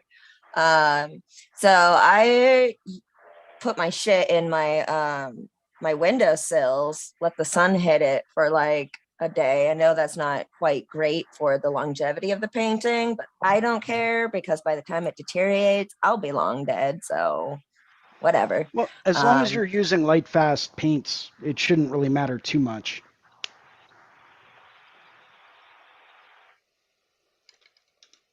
Yeah, I'm just paying for fun, not for longevity. Like with all of my art pieces, by the time any of them start deteriorating or fading or anything, I've moved on. Either I'll be dead or I don't care anymore. Fair enough.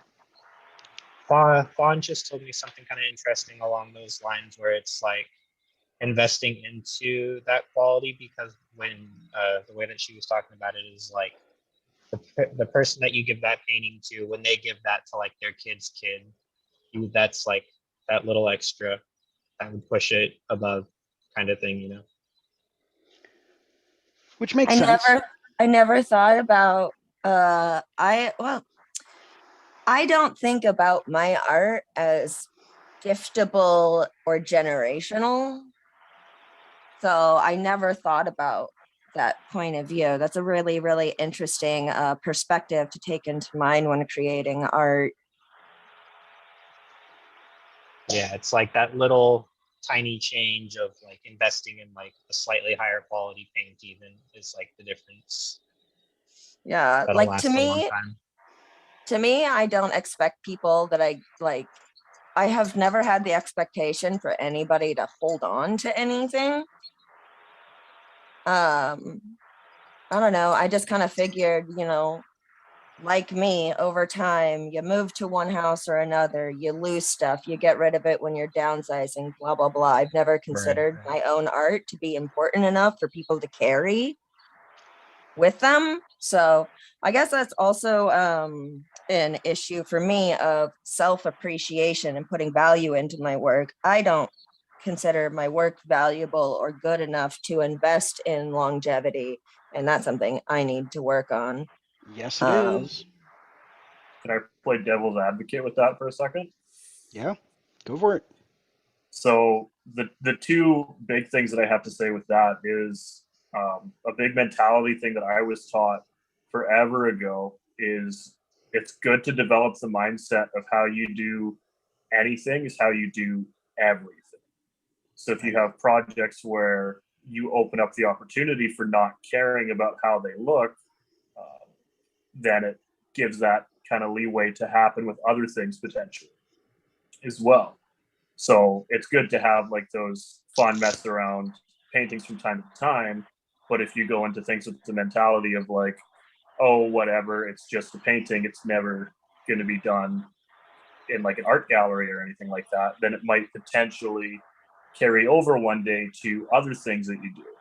And something that I struggle with myself as well is like, I've been wanting to get some prints going when I have time, but for a long time I've always said like, oh, why would I bother making prints? Like nobody's going to buy them, and always had the thought process of like, nobody really cares about my art. But then I had that realization of like, oh, you literally make a fucking living putting art on people's body forever, and they're coming to you because they like what you're doing. So why not like open up this opportunity for other things where it's like, if they're willing to commit this part of their body to you for life, then they care about these other parts that you're able to give them on a bigger extent too, right? So the kind of devil's advocate point of that is like, people are buying your paintings or people are accepting your paintings because they like the work that you're doing and they want to show it off. So to be able to potentially pass that down to kids would be amazing. Like imagine having your favorite tattoo on your body and then one day being able to like scientifically transfer that exact image onto a relative. Like I'm sure they would be pumped about it to some extent, right? And it's something that would be a cool thing for you to be able to do, of like passing down stuff that you care about to your future generations. So it's just kind of I have to interesting bounce food for off of thought. that as well, because especially when it comes down to artwork and prints and stuff like that, creating prints for artwork that you create, doesn't matter what it is, doesn't matter if it's a ballpoint pen drawing or an acrylic painting or whatever, it gives people that maybe financially they don't have the ability to get tattooed by you at that point, but it allows them to walk away with a piece of you and a piece of art that they can take home and say, yeah, this is from this person, you know, it's signed over here. Like it becomes a collectible piece of their life, right? So That's another really and good that's, point I didn't think about. yeah, it allows them to take a piece of you away without having to spend, you know, all of the money that it may take to get tattooed by you. Also, with people that may or may not already have a ton of tattoos, you know, if they want to collect something from you, but maybe they don't have the room. So buying a print would give them the opportunity to walk away with, once again, a piece of you that they otherwise wouldn't be able to have. That's a really good point of view to have. Yeah, I think my first goal is to start working on appreciating my own work so that I can start considering the fact that maybe other people will appreciate it too. I have On this that one note, charcoal drawing that I did a little while ago. It's like the only thing I have framed, but it's got a lot of sentimental value because I like to look back at it and appreciate where I came from compared to where I am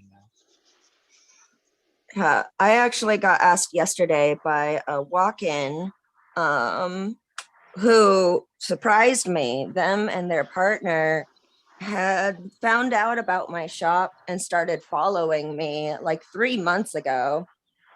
And we're really stoked when I happen to have availability for walk-ins when they happen to be in town visiting Portland from Columbus, Ohio. So, and they were all super stoked, gave them both the tattoo. And then they were all like, you got any prints for sale? I love your work. I've seen it online, blah, blah, blah. And I was all like, no. Oh no, I need to get on that. So Jason, I need to get on to making prints. I need to hit you up. I also told them that when they get back home, they should book an appointment at Red Tree and tell you guys that Medusa says hi from Portland. Medusa, it would also be pretty cool now that you have that connection in that kind of an area. Maybe you should go out to Red Tree and do a guest spot. Yeah, they were saying that they're if very I guest welcome spot out there, they will keep their eyes open and book an appointment with me, both of them. So I got to get on that. I was talking to Fawn about that before. I want to come out there and party on the East Coast, see what Columbus has to offer. Join a paint night. Hell yeah. Is my sound all right, or is it coming in You've been fuzzy just again? fine so far. Okay, cool. Yeah. I'm hearing a little something in the background, and I don't know if it's me or not. It might be, but it's not like distracting, so I wouldn't really be too worried about it. Sick. Might But be I the mean, white noise from the warehouse here. it could be that too. Fucking Kyle. God damn it, Kyle. I know, I'm sorry. I don't like painting at home. Fucking 12-year-old.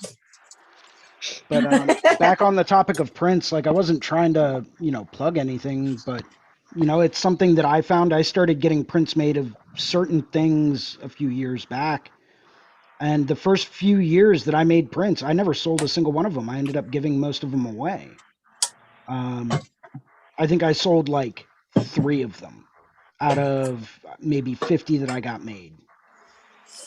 But the last time I had prints made for the Philadelphia convention in February, I almost completely sold out.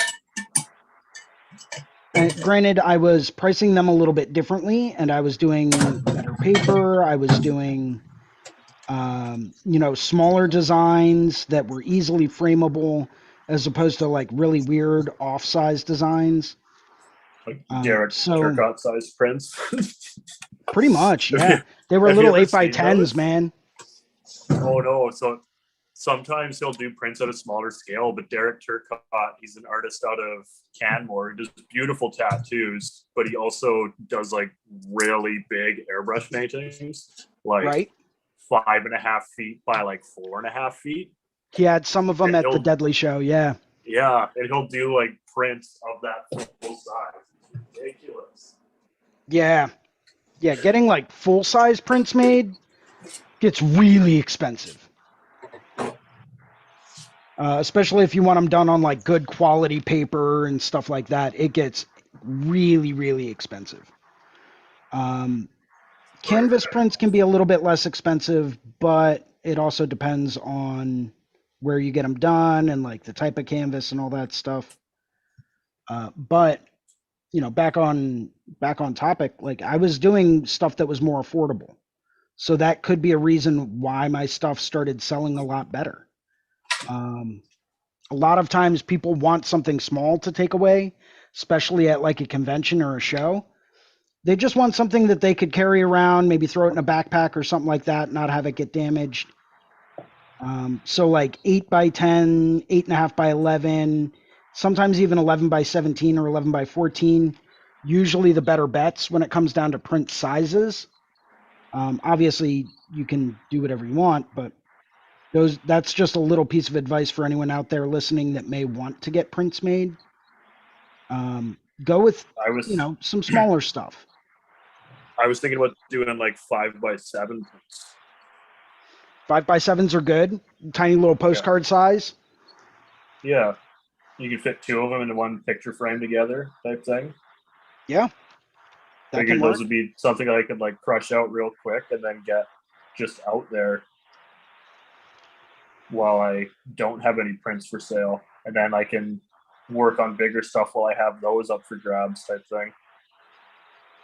I was just going to say, I think a lot of that depends on how big you're painting them initially. Because you don't want to degrade any kind of quality in the image, especially if it's super crazy detailed, that you can kind of sacrifice some of the detail in it if you go super small with a print. Oh yeah, like I would draw them up at like 5 by 7 scale. Yeah. That's actually, I started working on a number of new designs for a couple of upcoming conventions I'll be at. And I set myself some parameters. I didn't want anything to be bigger than 5 by 7 at the absolute max. So I would start fleshing out some ideas at 4 by 6. If I needed a little bit extra room, cool, not a problem. I've got like an extra, ½ inch on each side I can play with. But I ended up getting a whole bunch of smaller individual designs together for this show. And then I had this idea that my friend Dennis gave me. He's like, dude, take a whole bunch of designs, throw them all on one piece of paper, and sell one big print with all of these different designs on it. And I was like, I've seen a couple people do that. That's a great idea. Yeah, it's not a bad idea, especially because it's easily frameable. If you get it done at, a pretty common size, even though it's not a common frame size, but if you find out like standard movie poster frame size, and then you get everything together and painted into something that can fit that size, people will buy it. Most of the time when people buy artwork and they buy prints, they don't want to have to go out and get a custom frame made. So that can actually act like a deterrent. Granted, I'm one of those people where it's like, oh, I'll just cut a mat for it and throw it in a frame. I did that with a couple of Chris Dunn original paintings. I actually found a couple of oblong, tall size frames on Facebook Marketplace. Took the pictures out, cut a mat for them so that they were mounted instead of framed because they're on really nice deckled paper. And just like taped them down, framed them, hung them up. But most people out there don't want to buy custom frames, which stinks. If you do want to buy a custom frame, though, shameless plug alert, take a look at Laredo Frame Factory out of Laredo, Texas. I've been working with a guy out there to do custom frames for me for a couple of years now, and they do incredible handmade gallery quality frames for a very reasonable price.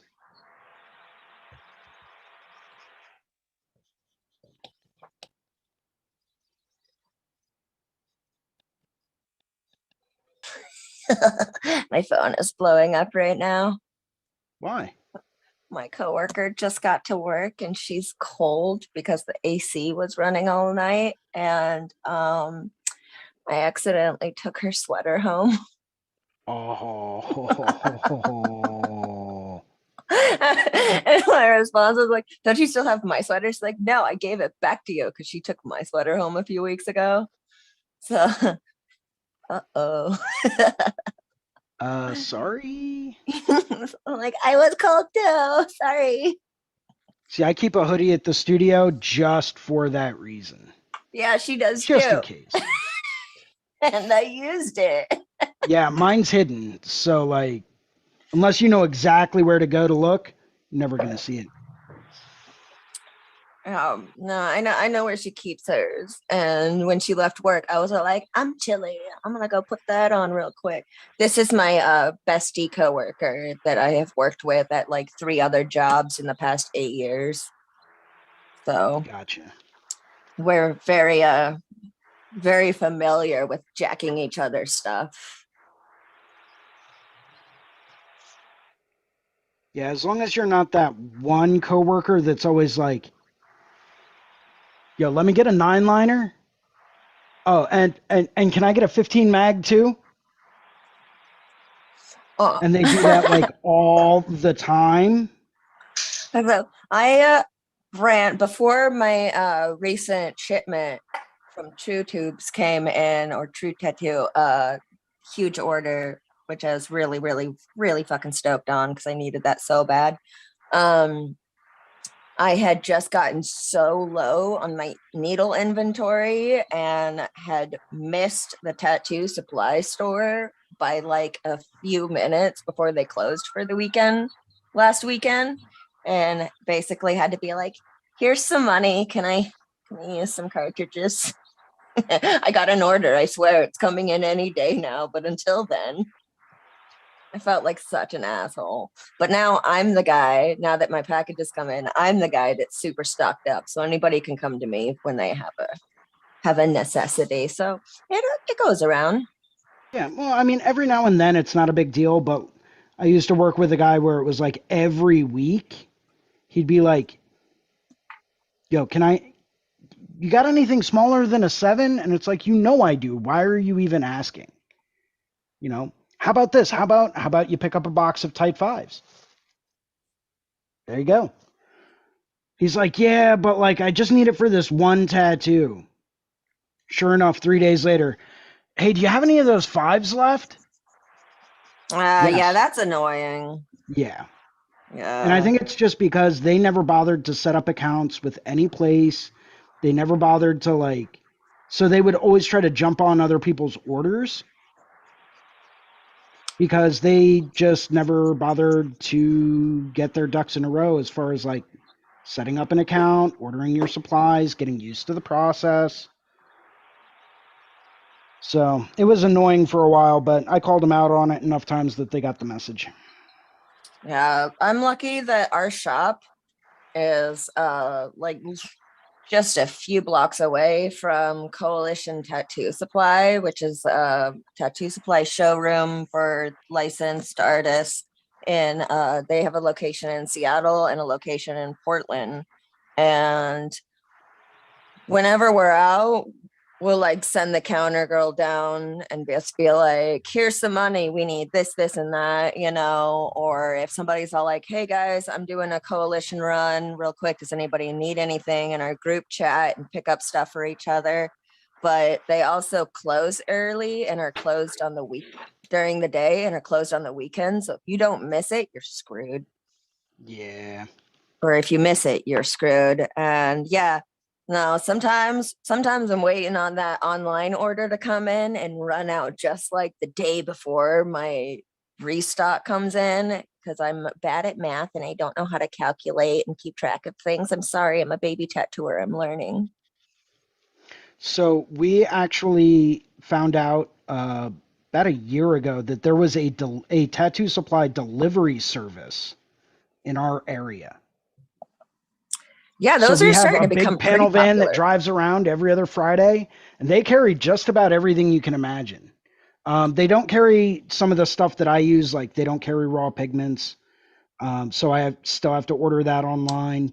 They don't carry, any of the cartridge brands that I usually go with. Every now and then, if I'm in a pinch, I'll order something from them and I'll pick something up. But like A&D ointment, or hustle butter, or barrier sleeves, if you need plastic wrap or wave aside, skin markers, whatever. It's like, oh wait, yeah, I can hold off till Friday for that. You know, the supply company's coming around. We should be good. And they're partnered with a local supply chain, so it works out pretty well for us.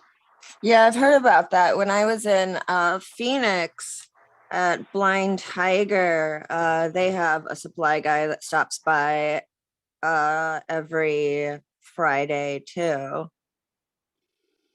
So I've been noticing that that's starting to become a It's thing. huge up and coming business. Yeah, I think there's a couple of them running around in Portland too. I just haven't utilized them yet because I work so close to the storefront. And so usually I'll just be like, hey guys, be back in 10 minutes, take a walk down to the storefront, pick up something real quick. I mean, Yeah. if I'm there before they close. They don't close that early. It's tattooer early. It's like 4 p.m. Yeah, that is early for That's somewhere early that for sells. Yeah. and closed on the weekends. What? Yeah. That's ridiculous. Yeah, it's just like, no, the weekends is when I always run out. Yeah, exactly. It's like Saturdays are usually when like we need to buy stuff. Yeah, especially if you're in a really busy walk-in shop, street shop that is in a prime location. Whew, wee. Yeah, it's always Saturday night that I'm just like, dude, I'm running low on everything and I just restocked. Man, working in a street shop on a Saturday is rough. Yeah.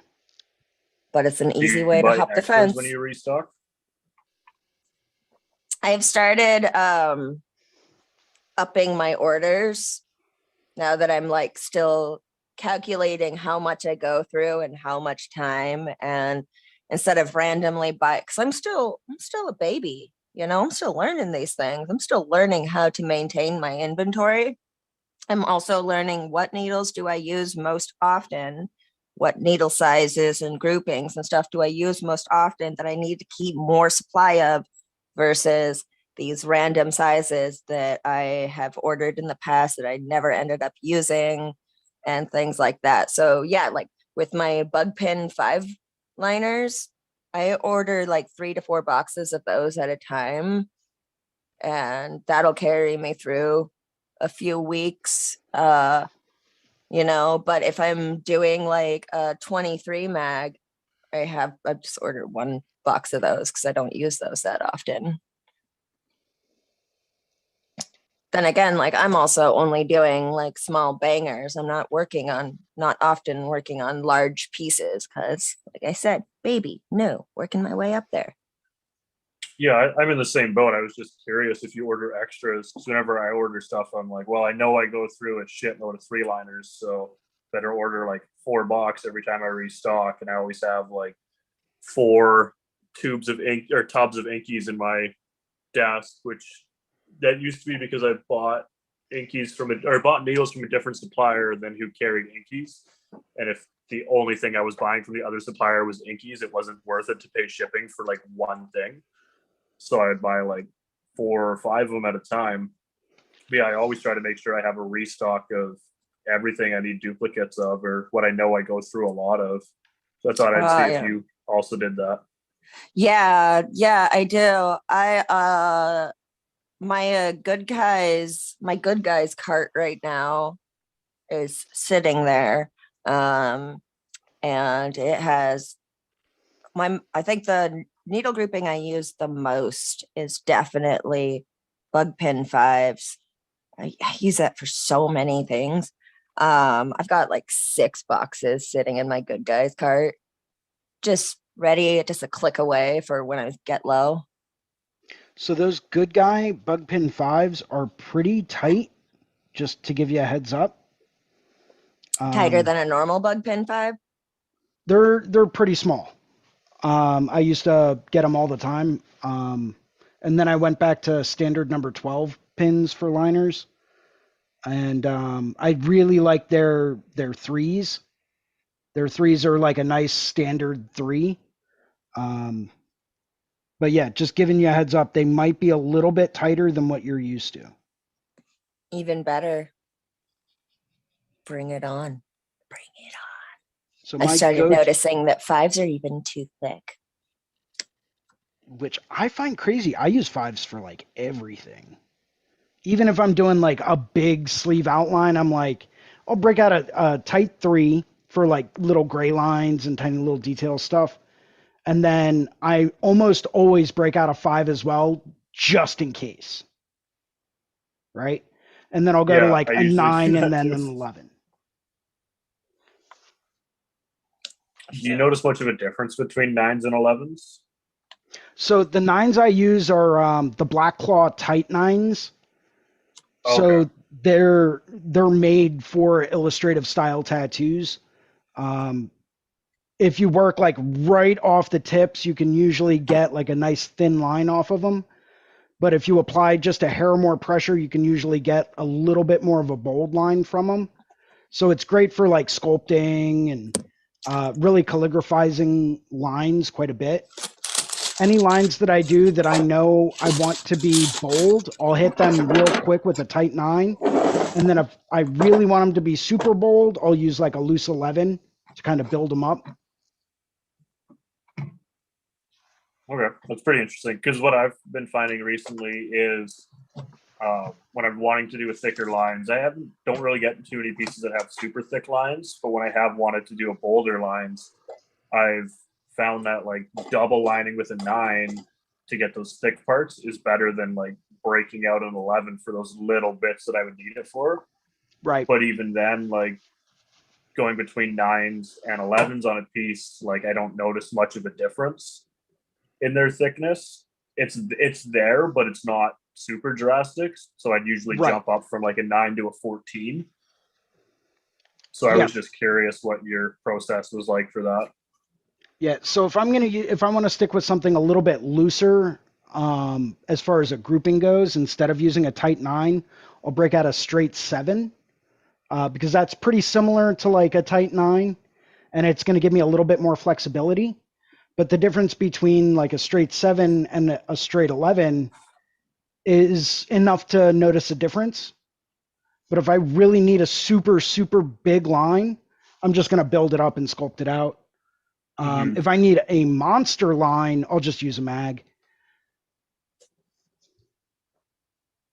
Like a 5 Good to mag, know. sometimes 7, depending on the piece. And then you just basically treat it like it's tribal.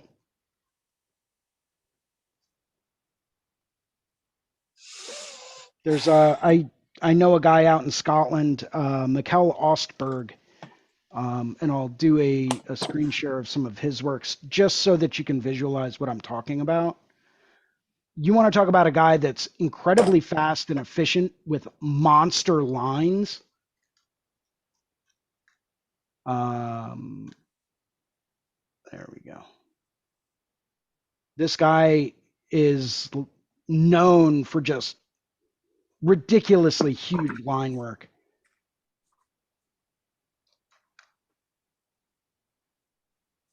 I met him at the Puerto Rico show back in 2019. And he took home best line work in a tattoo, and he didn't use a single actual liner on the tattoo. Nice.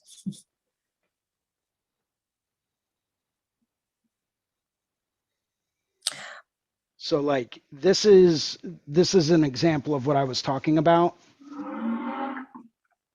It's a little TikTok video, but it's definitely not a liner. Yeah, no. But he uses some very interesting techniques when it comes down to actually like doing outlines, but not using any kind of an actual round liner grouping. I was just watching a video that Robbie Ripple put on YouTube. It's part of one of his like his, I forget the series, but he has a series on YouTube that he's putting out And one of the first episodes was him just talking about doing it, like just brushing lines in and saving your actual line work for last. Yep. And during the tattoo, he's got like fucking huge, like 27 mags that he's doing like sharp lines with. And he's like, I'm just kind of brushing it in. I don't have to commit right now, but I got a good idea of where it's supposed to go. And I learned so much from that. Highly suggest Robbie Ripple's YouTube. And I wish I wasn't working during the time of his show, but last week I happened to have my work schedule switched around, so I got to catch his Let's Talk About Feelings show. Just got to circle back to that real quick. It is phenomenal. It's amazing. He's such a good pep talk. So yeah, if anybody can catch the Monday evening show with Robbie, do it. Yeah, I'm trying to show some examples of like just the line work, because this guy's lines are massive, and they're way bigger in person than anything else. I don't know if this is, yeah, I think this is an example of him using a mag for some of the outlines.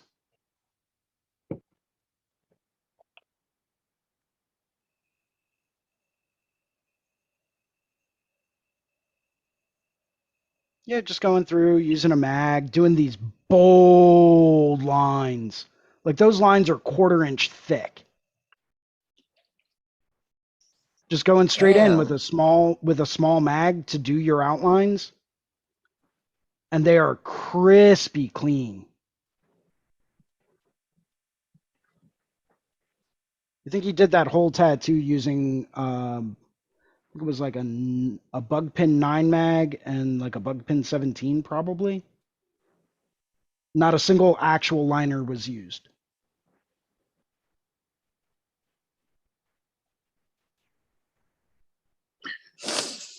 It'd be pretty interesting to give a shot or give a try to one time. Yeah.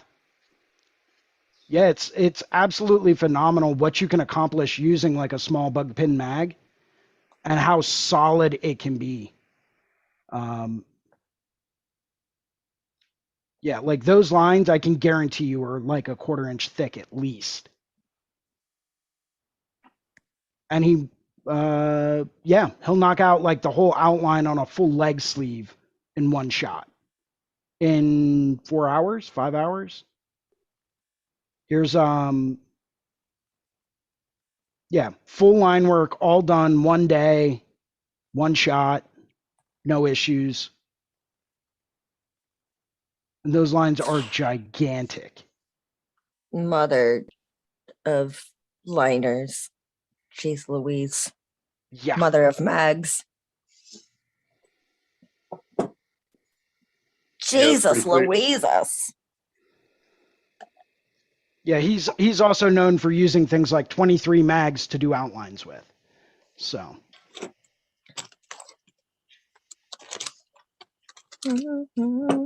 Anybody got oh, sorry, that's way Nope, off go topic. fish. Do you got any upcoming events that you're looking forward to? I do actually. Resurrection Island will be taking place in October, the weekend I believe it's the weekend before the Richmond show. So I'm very much looking forward to that. In fact, I may have a very special guest coming with me. Who they're not confirmed yet, but trust me, you'll know if they come with me.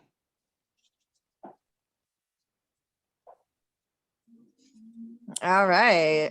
Yeah, I'm not gonna mention any names just in case they don't show up, but no, that's fair. So I've got Resurrection Island, Puerto Rico Tattoo Convention coming up in December. That's going to be amazing. It always is. Because who doesn't want to go to a tropical island in December? I got a friend that lives in Puerto Rico. I should hit them up so that I can go to that and have a place to crash. Yeah, well, I mean, I'm getting a room anyway, so if you need a room to crash in. Oh, hell yeah. I'm gonna look that up and see if it's something I can accommodate, because I am interested in that because you've mentioned it a few times. It's the weekend And of December 3rd.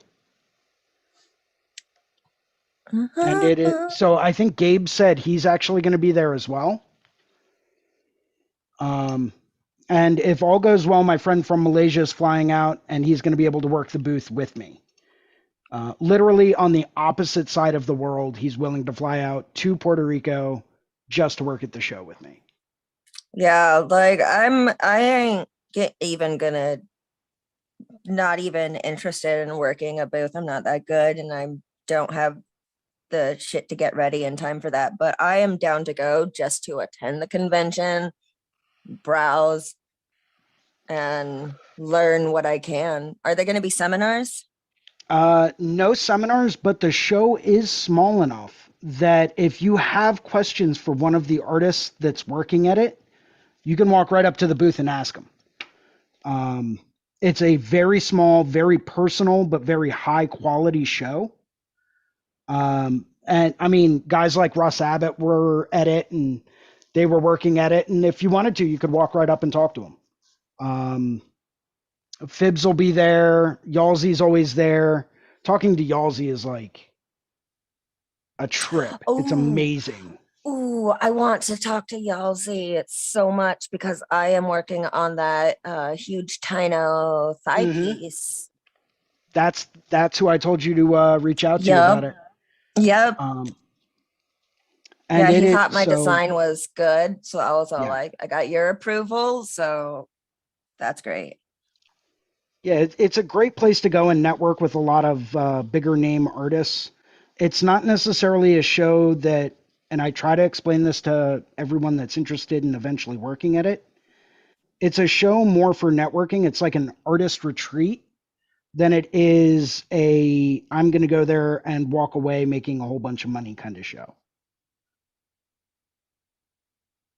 I mean, you will make money, but you're probably not going to make as much as you originally thought. But the networking that you're going to get out of it and what you're going to learn from it is going to be insane. The first year I worked at it with Devin Cooley. Good friend of mine, awesome neo-trad artist. And I actually interviewed him for Reinventing, I think it was last year. But great guy. And that convention alone completely changed his perspective on a whole bunch of different things. The Puerto Rico convention? He sat down and talked to Victor Chill about how he was doing, what he was using, what methodology was he using, because they were using the same equipment, similar groupings, but they were getting two totally different effects, right? So what's the difference there? And so there's a lot of really great, really influential artists that go to work at that show that you have the ability to pick their brains. So take full advantage of it. Half the time when I'm down there, I'm not usually even at my booth. I'm there more or less to like network and meet people and talk to people and, just gain some more knowledge. I mean, I try to make my money back, but that's not necessarily why I go every year. Yeah, I'm just reading that it's invite only for the artists, but I'm still down to go if I can make it work out just to be an attendee. And obviously, if you're having a booth, I'm gonna crash it. Yeah, you can. I'm sure we could always use some booth help. So, I mean, that's always one way to work your way into it. I am having a hard time getting the ticket page to open, though. Well, if you're willing to come down and work the booth, then you wouldn't have to buy a ticket. I mean, plane ticket, obviously, but yeah, let's chat more about that. Yeah, offline. Yeah, it's it is invitation only, so it's very small, very exclusive. They only really want really super high quality artists there. And they're trying to keep it very, very small, very personal for that reason. Yeah. That sounds like a great show to be an attendee at. Oh, Oh, yeah. like Yeah. I'm down to go, like as an attendee, just to see other work and network and everything. I'm at the part in, like I said, I'm a fucking baby. I'm at the part in my Yeah. career where I have to pour everything into the investment of my future. As you So should. yeah, not it would be nice to be making hella bankrolls right now, but I'm gonna do that in the future. Right now I am just absorbing all the information I can. You know, it speaks volumes about the fact that you're willing to sacrifice now for benefit later, too. Really does. But that you're doing exactly what I did with the London show a few years back. You know, Oh I yeah, went I'm out thinking about there. doing the same thing for the London show, just getting a ticket to go out there. I'll make a whole trip out of it, and like I That's won't be going to be a little working, but tricky because the London show is no longer a thing. wait, it's not a thing? No. Oh, I thought Just crushing dreams, Jason. it's not. Wait, why Listen, is my it? life's goal was to work at the London show. Oh Like, no. because that's the World Cup of tattooing. Why do I keep hearing about the London show if it's not a thing? Are people just reminiscing and leading me on? Maybe. I think that's what it is. I'm not in the loop. I thought it was still a thing. Unless Mickey Violenti decided to start it up again under a different name. But the London show, as far as I know, and according to their Instagram and Facebook page, is done. Oh, I didn't know that. I think I just thought that there was still a London show happening because everybody keeps talking about it. And I think they're all just reminiscing. I think there And might be a show in London, but I highly doubt it's the actual London tattoo convention. well, that's fine. I'll save the international money for a different one, like Explorer or Deadly. I will say this, though. Tintin is still putting on the Paris show, only it's under a different name. So, like, all the people that were at the Paris show, because the top three, from my understanding, used to be Paris, Milan, and London, as far as, you know, European tattoo shows to go to. And Paris was run by Tintin. Mickey Violenti and someone that he worked with used to run London. And I forget who took over the Milan show. But those were like the three big shows in Europe to really get to. And London's no more. Paris is just getting restarted under a different name. And I don't know about Milan yet.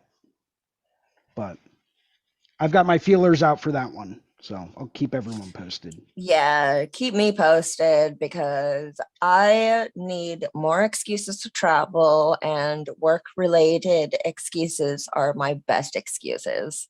Absolutely. Yeah, I really, really, really, really, I've been trying to plan a trip to South Africa for actually all over Africa for like 2 years now. Shit keeps happening right when I was about to buy my tickets last time. The house I was living in, the landlord sold it, so we had to move out. My rent tripled when I moved into my own place. And so, roommates make it cheaper. Now I don't have any. And, things keep coming up, but I'm still trying to make a trip happen to Africa. And Lauren actually just told me she knows a few artists. So I want to get in touch with them so that I can do a couple of tattoos while I'm down there too.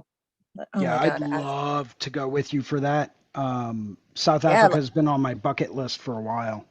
Yeah, let's do it. My original trip to Africa was actually going to be 2 months long. I was going to start in South Africa for 2 weeks, go on a motorcycle trip through Namibia and Botswana and back to South Africa, where I was going to work on a wildlife refuge for another 2 weeks. Then I was going to fly up to Kenya, go on a backpacking trip over to another place, Zimbabwe. I fucking don't remember. And then I was going to go up to Egypt, check out the pyramids, and then go over to Morocco, grab a cup of coffee, and fly out back to the States from there. And then the pandemic happened and nothing came from it. So now I'm still like, please still send me over there. Any excuse to get over to Africa. I hear it's beautiful. I've had a few clients too lately. One of my clients actually like 2 weeks ago was from Algeria, and she was just like, please come to Algeria. Like, it'll blow your mind. Yeah. Not all of Algeria looks like the way that the media portrays it. A lot of parts of it are extremely friendly. They welcome visitors. They want to share their culture. And she was just like, if you want to go to Africa, please go to like, and this is from a native Algerian. So I was like, all right, I'll take your word over like anybody else's, because that's your place. And so she said that it was it's actually a lot better than people perceive it to be in the States. But I think also us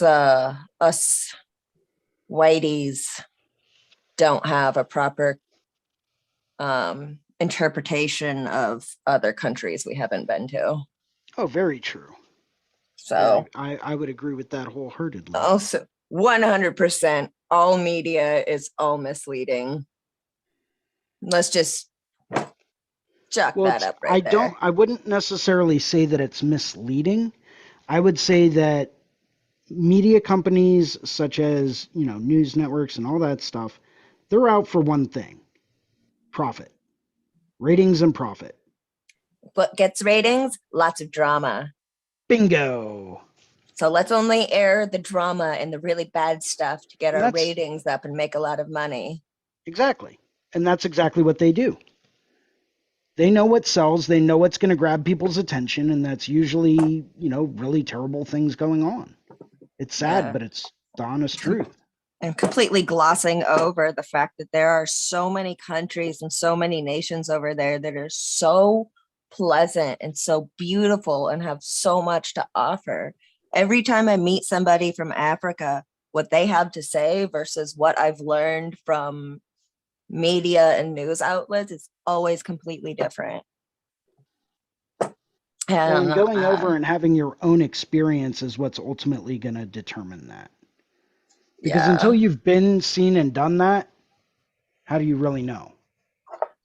I can't wait to go to Africa. I can't wait to support small Black businesses. Yeah. Well, folks, we are getting to be about that time. So we are going to go through and start doing some sign-offs. Medusa, let's start with you. Hi, I'm Medusa. You can find me at medusaslays.com. Signing off. Bye. Thank you. We'll go to James next. Hey, I'm James Wisdom. You can find me on Monday mornings at 9 a.m. Eastern for Drawing with Tattooers. Thank you, Jason, for having this drawing group. I was able to get a lot of drawing done, so it was super productive, and it was just great. It was great getting a chance to listen. Really, I felt like I was really able to get a chance to listen today. So thanks, everybody. Thank you for joining in. Always appreciated. Of course. Kyle, we'll go to you. Thanks for having me, Jason. Always appreciate being on here to listen in. You can find me online, Skies of Fire Tattoo, Skies of Fire Tattoo on Instagram. So just thank you. Appreciate it. Anytime. And Chandler, if you're still with us. Yeah, I'm still here. I was just being quiet. Yeah. Nice ceiling, by the way. Did I have this flipped the wrong way? Oh, no. I disconnected because of a phone call that I got, and then when I reconnected, I just assumed it was facing the right way. So, my bad. It's all good. Yeah. I don't really know what to say for signing off. My name's Chandler. You can find me on Instagram at Tattoos by Chandler. And I'm going to be trying to get into a lot more of these drawing groups over the next while, because it's a nice, productive way to sit down and hang out and work on sketches. So, yeah, thanks for hosting, Jason. Anytime. Anytime. Thank you, And Jason. Is that, yeah, that's everyone but me. So thanks everyone for tuning in today. As always, if you like today's episode, make sure to hit that like and subscribe button. Let us know we're doing a good job. Leave a positive comment. We always welcome that. Yeah, and thanks for tuning in today. This has been Skill Building Sunday with Jason Leeser, hosted on Sunday, September 11th, and it started at 1 or thereabouts, somewhere around there. But thanks a lot, everyone. Take care. Have a wonderful rest of your weekend or week coming up. And